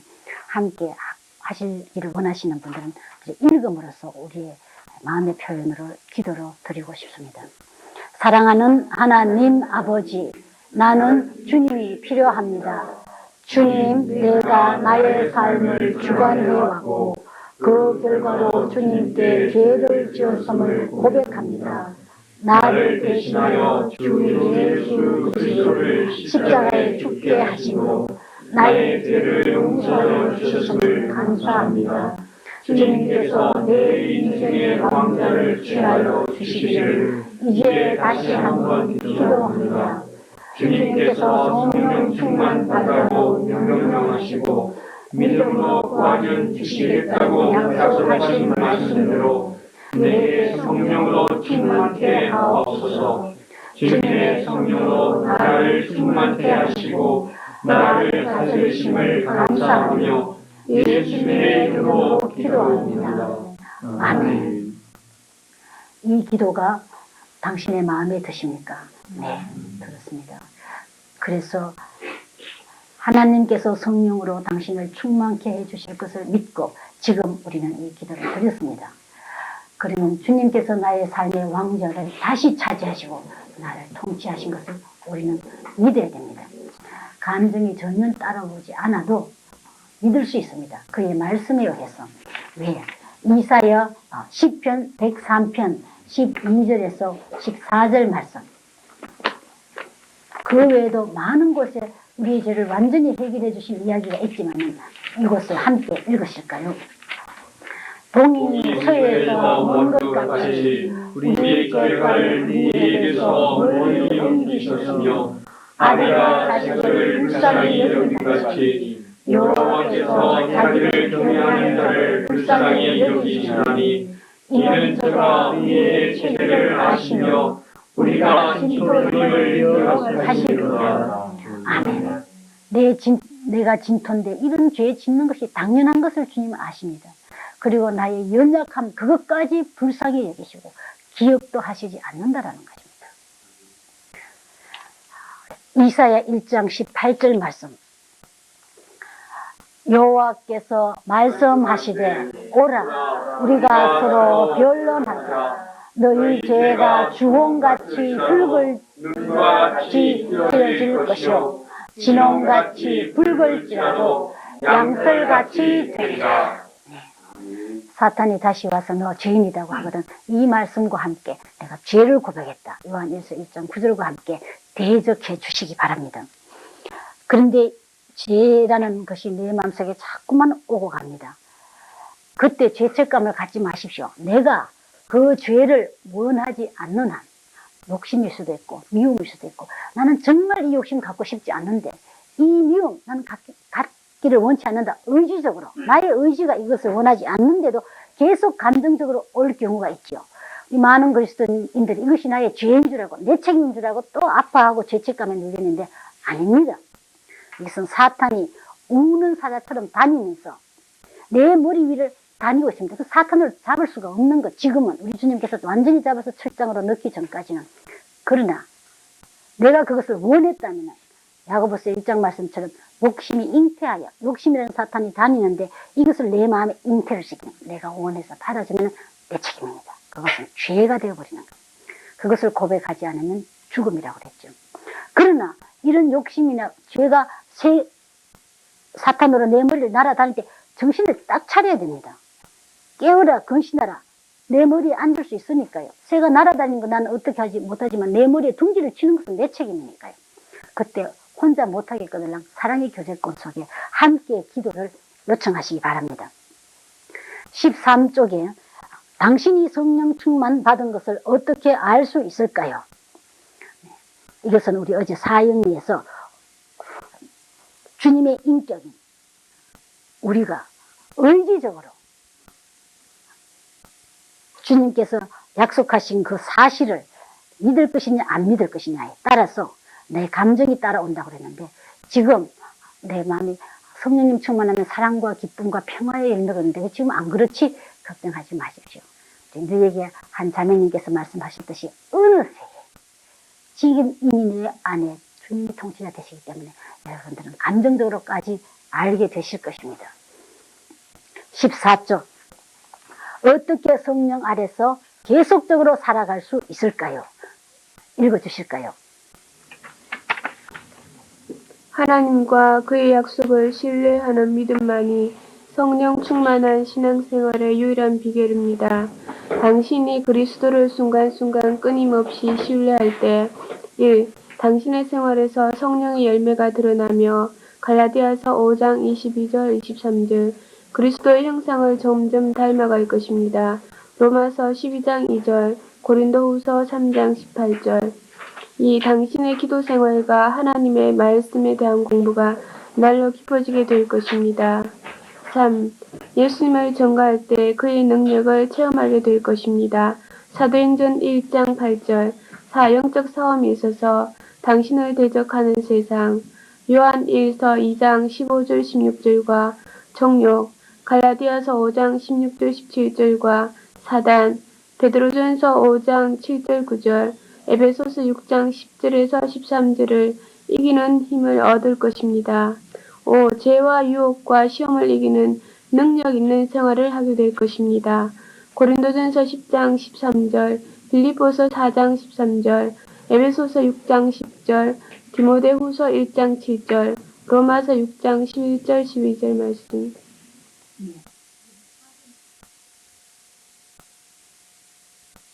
나를 대적하는 세상, 환경입니다. 이 세상 전체가 사탄의 지배권 안에 들어갔거든요. 세상 문화는 사탄의 문화지요. 정욕, 내 자신의 문제인 것. 내 예습성, 사탄 속에 있었던 그것, 그 다음 사탄, 직접적으로 나타나는 이 세 가지에 대해 가지고 우리가 싸워야 되는 것인데요. 그리고 이길 것입니다. 빌리 그레함 박사님 말씀처럼 우리는 놀이터에 있는 것이 아니고 싸움터에 있다고. 그러나 이 싸움은 이미 이긴 싸움입니다. 우리 주님께서, 대사령관께서 내가 이겼으니 너희도 또한 이겨라. 겁내실 필요가 없고요. 그러나 이기기 위한 방법을 우리는 알아야 되는데 성령님의 충만으로서 우리는 이기게 되죠. 자, 15쪽 중요합니다. 영혼의 호흡, spiritual inhalation. 믿음으로 당신은 하나님의 사랑과 용서를 계속 체험할 수 있습니다. 만일 당신의 생활에서 하나님이 기뻐하시지 않는 일을 했음을 알았을 때는 그리스도께서 십자가에 죽으심으로 그가 우리의 모든 죄를 용서하여 주셨음을 감사하며 믿음으로 그의 사랑과 용서를 요청하여 주님과의 사귐이 잠시라도 끊어지지 않도록 하십시오. 만일 당신이 불순종의 행동으로 당신 인생의 왕자를 다시 차지했다면 즉시 영혼의 호흡을 하십시오. 영혼의 호흡, 더러운 것을 내뿜고 깨끗한 것을 들이마시는 일은 믿음으로 끊임없이 하나님의 사랑과 용서를 체험하는 운동입니다.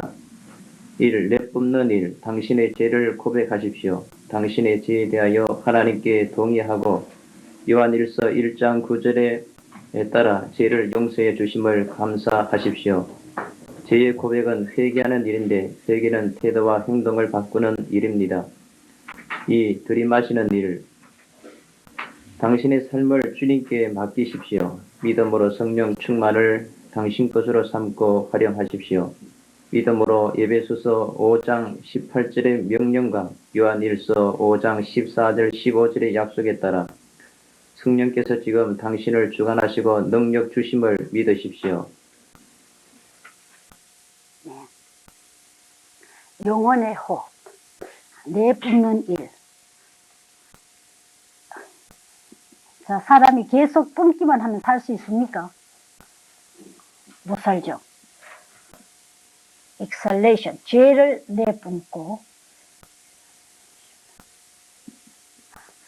좋은 공기를 들이마시는 일. 동시에 해야 됩니다. 어떤 때는 사탄이 자꾸만 죄만 고백하라고 하고 들이마시는 일, 우리 주님께서 날 지배하시는 것을 못하도록 또 할 때가 있더라고요.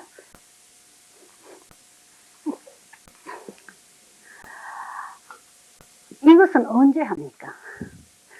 필요할 때마다 하시게 되겠죠. 죄를 고백하는 데는 좀 전에 말씀드린 대로 세 가지가 동반된다고 했습니다. 내 죄를 첫째 인정하는 것. 근데 많은 경우 죄를 인정하기 싫어합니다. 너 때문에, 환경 때문에 등등인 것. 죄를 인정하면 드러나 버리기 때문에 사탄은 힘을 잃으니까요. 그러나 우리가 아까 강조했듯이 이것은 나를 죽이는 것이기 때문에 성자가 될수록 죄를 더 잘 고백합니다. 어떤 결과인지 아닐까요? 악한 일수록 고백을 못하는 것이죠. 사탄은 끝내 자기가 죄를 지었다고 고백 못하기 때문에 사탄이라고도 생각할 수 있지 않겠나 싶은 정도인데요.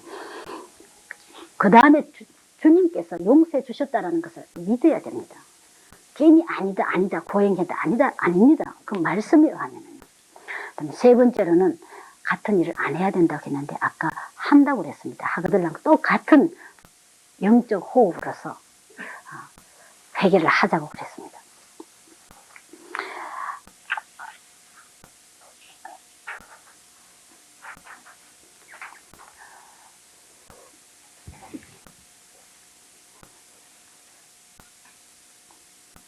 그래서 이제는 그리스도인의 삶은 그리스도 자신 외에는 사신 분이 아무도 없거든요.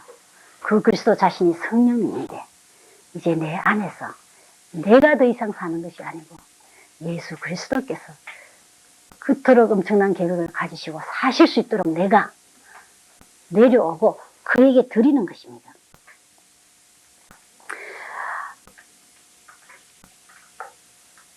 Let God transform you. 하나님께서 let 하고 싶어 하실 때 내가 네 하고 허락을 해드리는 것입니다. 이것을 우리는 가슴 설레는 모험이 시작되는 것인데요. 제가 이것을 공부하면서 다른 분들에게 주님께 물어보십시오. 가르쳐 주십니다. 이야기하면은 정말 어떻게 가르쳐 줍니까? 소리가 납니까? 꿈을 꿉니까? 그런 이야기를 한 적도 있다고 하던데요. 내가 알아들을 수 있는 방법으로 가르쳐 주시는 것. 그것은 무엇이냐? 많은 경우 성경 말씀을 통해서요. 저는 주님께서 성경 말씀으로 확인 안 해주시면 거의 믿지 않으려는 경향 조금 지나칠 정도로 가고 있는데 어떤 때는 이 성경 말씀을 어떻게 해석하느냐? 두 가지 원칙에서 봐야 되겠죠. 대원칙은 항상 이 전체를 풀이하는 그것 아닙니까? 이 사랑이죠. 이 책은. 이 책은 구속의 이야기입니다. 우리 살리는 이야기. 어떻게 하나님께서 날 찾아오심으로써 즉 예수님의 이야기죠. 왜? 사랑하시기 때문에. 그래서 나를 살리시기 때문에. 그래서 항상 하나님과 나 자신과 너와 자연을 풍성하게 하는 것을 거스려서는 어떤 일도 하시지 않습니다. 모순이겠죠. 결과에 있어서 항상 동시에 이 내분이 좋아지는 것인 거예요. 나를 죽여서 너가 잘 되고 또 하나님께서 잘 되고 너를 죽여서 내가 잘 되는 것이 아닙니다. 그 다음에 두 번째로 성경을 읽을 때는요. 구체적인 말씀을 주실 때가 있지 않습니까? 강하고 담대하라. 내가 너와 함께 있다. 맞습니다. 근데 죄를 지금 계획을 다 하고 있습니다. 어떤 사업을 좀 불법적으로 해봐야 되겠다. 그래서 11조, 12조를 하나님께 드려야 되겠다 해놨는데 강하고 담대하라. 성경 말씀이 나왔으면 이것이냐? 그것은 아니지요. 왜냐하면 대원칙에 맞지 않기 때문입니다. 너를 불법적인 방법으로 해가지고 하나님을 유익하게 하는 길은 없으니까요. 우리는 목표가 주님의 인격까지 닮아가는 것이기 때문에 영원한 시간이 걸릴지 모르겠죠. 그리고 모든 족속으로 이 땅에서 그의 제자가 되게 하는 것이라면 또한 그 방법도 그의 목표와 같아야 되는데요. 우리 목표 중에 또 하나가요. 지금 이 순간에 주님의 마음으로 생각하고 주님의 마음으로 행동하는 것. 그것이 이미 목표이거든요. 그렇지 않습니까? 주님으로 인격으로 닮아가는 것이 우리의 최종 목표라면. 그러면 이 순간의 목표를 이루지 못하고 궁극적인 목표 갈 수 있겠습니까? 못 가는 것이죠. 지금 그 말씀 이해하시겠습니까? 우리가 성령님 충만이란 함으로써요. 지금 이 순간의 목표를 계속 이어나가면 그 다음에 궁극적인 목표 주님만큼 잘하는 데까지 뺏기 갈 수가 없습니다. 딴 데 갈 수가 없거든요.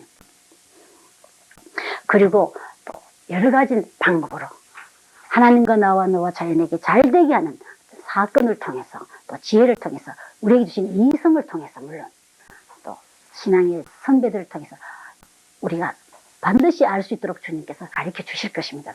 저도 이걸 배우고 난 다음에 난 이제 주님 뜻만 하고 싶다 생각했어요. 근데 주님의 뜻을 알 수가 있나? 주님께 물었는데 이걸 어떻게 가르쳐 주시나? 근데 한번 제가 학교 기숙사에 있을 텐데요. 부엌 쪽으로 가는데 우리 주님께서 나를 잡으시는 것 같았어요. 그러면서 어릴 때 기억이 났는데 제가 5살쯤 됐는지 시골에 살았는데요. 그때는 소나무를 베어가지고 불 뗄 때였어요. 겨울 오기 전에 한 트럭씩 오지 않습니까? 그러면 나무를 지어놨는데 저 그때 등에다가 나무 한 토막을 애기라고 업었는 것 같아요. 그리고 나무를 옮기는 거 도우고 있는데 우리 어머니가 제 어릴 때 이름이 순애예요. 순애야 이리 와봐라. 비가 보슬비가 좀 오고 있는데 가니까 뭐 돈을 100원인지 1000원인지 주시면서 여기 가지고 두부 한 모 사고 또 뭐 하나 사고 사탕 너 하나 먹고 돈 얼마를 거스름돈 가져오느라 그러시더라고요. 그래서 예 하고 돈 그걸 받아서 뛰어가니까 또다시 불러요. 순애야 예 오느라 가니까 엄마가 뭐 사오라고 그러시더냐. 뭐 두부 사고 뭐 하고 해서 거스름돈 얼마 그걸 오라고 그랬습니다. 그러니까 그래 가거라. 그래서 갔습니다. 주님께서 하시는 말씀이 너가 나의 뜻을 너 어머니의 뜻을 너에게 할 수 있도록 하기 위해서 내가 꼭 알아들을 수 있는 말로 말씀하셨지. 그렇습니다. 그렇다면 너가 진심으로 나의 뜻을 하고 싶어 하는데 내가 나의 뜻을 너에게 분명히 가르쳐 주지 않겠느냐. 분명히 가르쳐 주지 않고 나보고 하라고 하셨다면 할 수 없죠 물론. 그리고 우리 주님은 그런 분이 절대로 아니시고 우리 어머니보다 더욱 확실하신 분이시니까요. 그래서 앞으로 사사건건히 우리 주님께 여쭈어보고 죄를 고백한 후에 물으면 잠깐 기다리십시오. 갑자기 뭐가 떨어지는 것도 아니라고 우리 했습니다. 시간 하나님께서 만드셨기 때문에 가장 좋은 시간의 주인이 그걸 모르시겠습니까? 그 시간 속에 나를 바꿔야 되고 너를 바꿔야 되고 환경을 바꿔서 최대의 그레이스풀 그렇게 매력적이고 좋은 방법으로 이끌어 가시는 것을 믿기 때문에 선불 감사를 하고 후불로 받으실 기대를 하고 감사함을 계속 유지해 주시기 바랍니다. 그럼 기도할까요? 하나님 아버지, 당신께서 이 땅에 오시고 하나님만이 사실 수 있는 삶을 사시고 우리에게 영원한 길을 열어주신 것을 감사합니다. 그뿐만 아니라 이 땅에서 어떻게 살면 된다고 내가 너희들에게 모범을 보여주지 않았느냐가 아니고 성령님 오로서 다시 찾아오셔가지고 내 속에서 직접 나를 안으시며 모든 파워와 지혜와 권세를 가지고 인도해 가시는 주님, 그토록 우리 삶에서 주인이 되시고 가장 좋게 하기 원하시는 주님을 너무나 오랫동안 무시하고 내 혼자 처절하게 절망했던 것을 용서해 주시옵소서. 그리고 이 시간에 이 모든 새로운 길을 가르쳐 주신 주님께 감사드립니다. 이 시간에 여기 계시는 모든 당신의 몹시 사랑하시는 형제 자매님들, 우리의 동력자들이 일생을 통하여 계속 주님의 통치를 받음으로써 승리하실 뿐 아니라 이 삶에서 계획하신 당신의 엄청난 좋은 계획을 완전히 다 이루시는 순종의 분들, 용기 있는 분들이 되게 하여 주시옵소서. 그리고 이 기쁜 소식을 온 세계에 전하게 하여 주시옵소서. 우리를 기다리고 있는 이 비밀을 가지고 있는 분들이 소수이기 때문에 너무나 많은데 우리가 그 일을 착하고 충성된 종으로서 잘 할 수 있도록 주님이 원하시기 때문에 또 부탁드리고 결단합니다. 감사를 드리며 우리의 사랑과 함께 예수님의 이름으로 기도합니다. 아멘.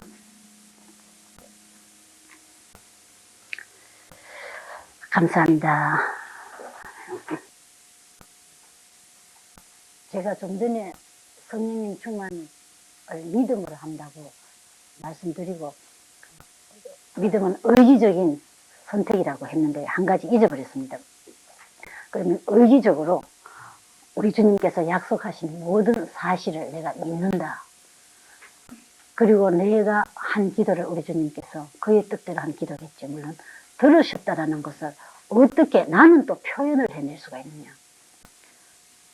그것은 감사로 표현되는 것인가. 의지적인 감사입니다. 역시 한번.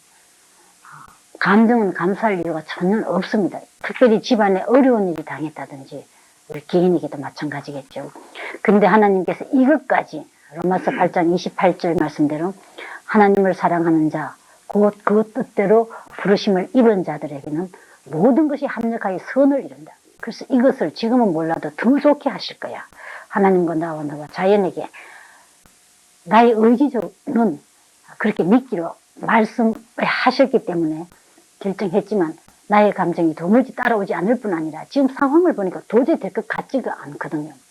그럴 때는 이것이 주님의 약속이기 때문에 믿습니다. 감사합니다. 감사로 내가 믿는다는 것을 확인을 하는 것이랍니다. 어떤 분은 이렇게 이야기하면 감정은 안 따라오기 때문에 그럼 거짓이 아닐까요? 라고도 생각하시겠지만요. 거짓이 아닙니다. 나의 의지는 사실입니다.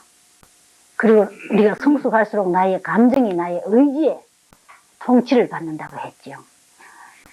그러니까 이 감정은, 나의 의지는 성경에 근거한 것이니까 항상 기뻐하라. 쉬지 말고 기도하라. 모든 일에 감사하라. 내가 할 수 있다. 기다려라. 나를 기뻐하라. 내가 너의 마음의 소원을 이루어 주시리라.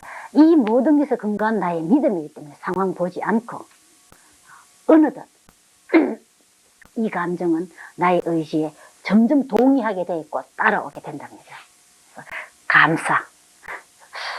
어떤 때는요, 감사하려면은 나오지 않을 상황이기 때문에 저도 그런 일 꽤 많이 있었어요. 물론 제가 우리 집안에 일어나는 일 중에 제일 무서워하다시피 했던 일인데, 오래전 이야기지만은요, 그날 편지를 받았어요. 또 동시에 연락이 왔는데, 제가 학교 다닐 때인데 그 학비가 없었거든요. 그래서 1학기 학비를 콜롬비아 대학에 그 당시는 있었는데 요새는 그런 게 없어졌지만 공부하면서 분할을 해서 내면 되거든요. 학기 끝나기 전인데, 전까지만. 근데 제가 그걸 못 냈어요, 다. 그러니까 그 다음 학기 등록을 해야 되는데, 물론 못할 여건에까지 왔는데, 그 편지에 제가 한국에 있을 때부터 장학금을 주겠다고 한 기관에서 온 편지, 장학금을 줄 수 없다라는 거예요. 이유는 뭐냐면 학비가 너무 비싼데 우리 장학금은 원체 작기 때문에 안 준다고. 이 말이 좀 안 되잖아요. 아무리 작은 것도 모이면 도움이 되는데. 그래서 그때만 해도 제가 얼마나 주님께서 우리의 필요를 공급하시는지 잘 모를 때였기 때문에 이 두 가지 편지를 동시에 받고요. 그 첫 번째 우리 가정에 일어난 일 이야기 듣고 방에 있다가는 땅바닥에 앉아서 그다음에 울음이 나오는데 짐승처럼 막 울었다고요. 그러다가 1시간이나 더 갔을 거예요. 그러다가 가만히 저 밑에 마음속에서요, 하나님을 사랑하는 자, 그 뜻대로 입으신 부르심을 받은 자에게는 결국 이것까지도 합동하여서 선을 이룬다. 저 멀리서 들리는 소리 같은데, 그러면 내가 이것을 믿음으로 순종을 할 것이냐 안 할 것이냐 선택을 해야 되는 거예요. 그 감사가 물론 나오지 않고 말고 이제 앞으로 어떻게 할 것이냐도 큰 문제였는데, 그래 나는 하나님을 순종하겠다라는 것, 그때 결심을 하고 있었고 주님이 계속 힘을 주셨기 때문에 할 수 있도록 조금씩 해주셨어요. 그래서 완전히 의지적으로 하나님, 집안에 이런 일이 일어나서 감사합니다. 학비를 안 주어서 감사합니다. 그 말을 자꾸 하다 보니까요, 나중에 문법적으로는 맞지만 말이 너무 안 맞는 것 같더라고요. 학비를 안 주셔서 감사합니다. 집안에 이런 일이 생겨서 감사합니다. 근데 그것이 3일 동안 계속되더라고요. 의지적인 감사만 하는데. 제가 학교 갔다가 돌아오면서 저녁에 11시나 돼서 책바다리 잔뜩 들고 기숙사로 돌아오면서 하나님 학비 안 주셔서 감사합니다. 그러다 보니까 웃음도 나오고요. 어떤 사람들, 거기 학생들 공부 너무 많이 해서 가끔 가다가 정신이 이상하는 수도 있거든요. 그래서 또 그런 사람인 줄 생각에는 지나가는 사람 이렇게 쳐다보기도 하고. 그러나 지금 생각하니까 주님께서 정말 훨씬 더 모든 것을 다 잘하셨고 말고요. 공부를 물론 다 했을 뿐 아니라 빚도 다 갚았을 뿐 아니라요. 그 과정에서 주님은 무엇을 가르치셨느냐. 내가 절대로 공급하는 것을 배우라. 그리고 내가 공급한다. 딴 데 가서 어떤 다른 방법을 하려고 생각할 필요 없다. 나의 사랑하는 사람을 통해서 나의 방법으로 할 것이다. 다 하셨습니다. 그래서 주님을 의지할 뿐만 아니라 어떻게 계속적으로 죄와 관련되지 않고 염려하지 않는가도 배웠습니다. 만약 그때 이런 것을 주님께서 안 가르쳐 주셨다면요, 지금 여기서 우리가 이렇게 있을 수가 없겠죠. 왜냐하면 하나님께서 절대로 공급하신다라는 것, 그 때문에 염려하지 않고 상황과 관계없이 계속적으로 풍성한 삶을 사는 것을 배워야 되거든요. 이유는 우리 하나님이 나의 아버지라면 아버지로서 모든 것은 다 해결되었고 모든 것은 다 있는 것이 당연하니까요. 그래서 주님은 이때를 지금 보시면서 그 훈련이 꼭 필요하기 때문에 하시는 것밖에 아니었죠. 그래서 우리가 시련을 당하게 될 때요, 이거 우연에 의해서 되는 것이 아니고 하나님의 사랑의 계획 속에서 되는 것인데요. 그 시련에서는 훈련이니까요, 반드시 목표가 있죠. 그 목표를 나의 삶에서 반드시 이루어야지 그것이 끝이 나는 거예요. 그것은 주님의 인격의 형태인데, 어떤 것은 인내일 수도 있고, 어떤 데는 감사를 계속하는 것, 어떤 데는 꿈을 키우는 것, 어떤 데는 좌절과 관계없이 계속 승리하는 것, 희망을 갖는 것, 여러 가지가 있겠지만 이것을 우리에게 주기 위해서 결국 히브리서 12장 말씀처럼 우리의 유익을 위해서 우리를 거룩하게 가시는 것이거든요. 때문에 어떻게 하나님에 대해서 감히 순간이라나 의심을 해볼 수가 있겠느냐? 결코 없는 것입니다. 예를 들면 아이가 어머니에게 시장 갈 때 어머니 사탕 하나 사주세요. 꽉 붙어있는 거 알겠죠? 꼭 사오세요 했는데 어머니가 돌아오는데 보니까 손에 사탕이 안 보여요. 어머니는 나를 이렇게 싫어하는구나. 나를 배신했나 보다. 저런 어머니가 어디 있어? 우리 어머니 아니면 아닌가 보다. 내 말도 안 듣나 보다 했는데 지금 조금 있다가 보니까 뒤에 트럭이 하나 도는데 온갖 초콜릿, 온갖 바나나, 온갖 과일 잔뜩 갖고 들어옵니다. 얼마나 아이가 부끄럽겠습니까? 그것인 것 우리의 삶이에요. 그래서 감사로 주님이 나의 기도 들으신 것을 나의 의지로 드리고 감정은 따라오고 이루어지게 되어 있는 것. 그게 가장 좋은 뜻이에요. 이것이 비밀의 삶이죠. 세상과 너무나 다른 삶 아닙니까? 감사합니다.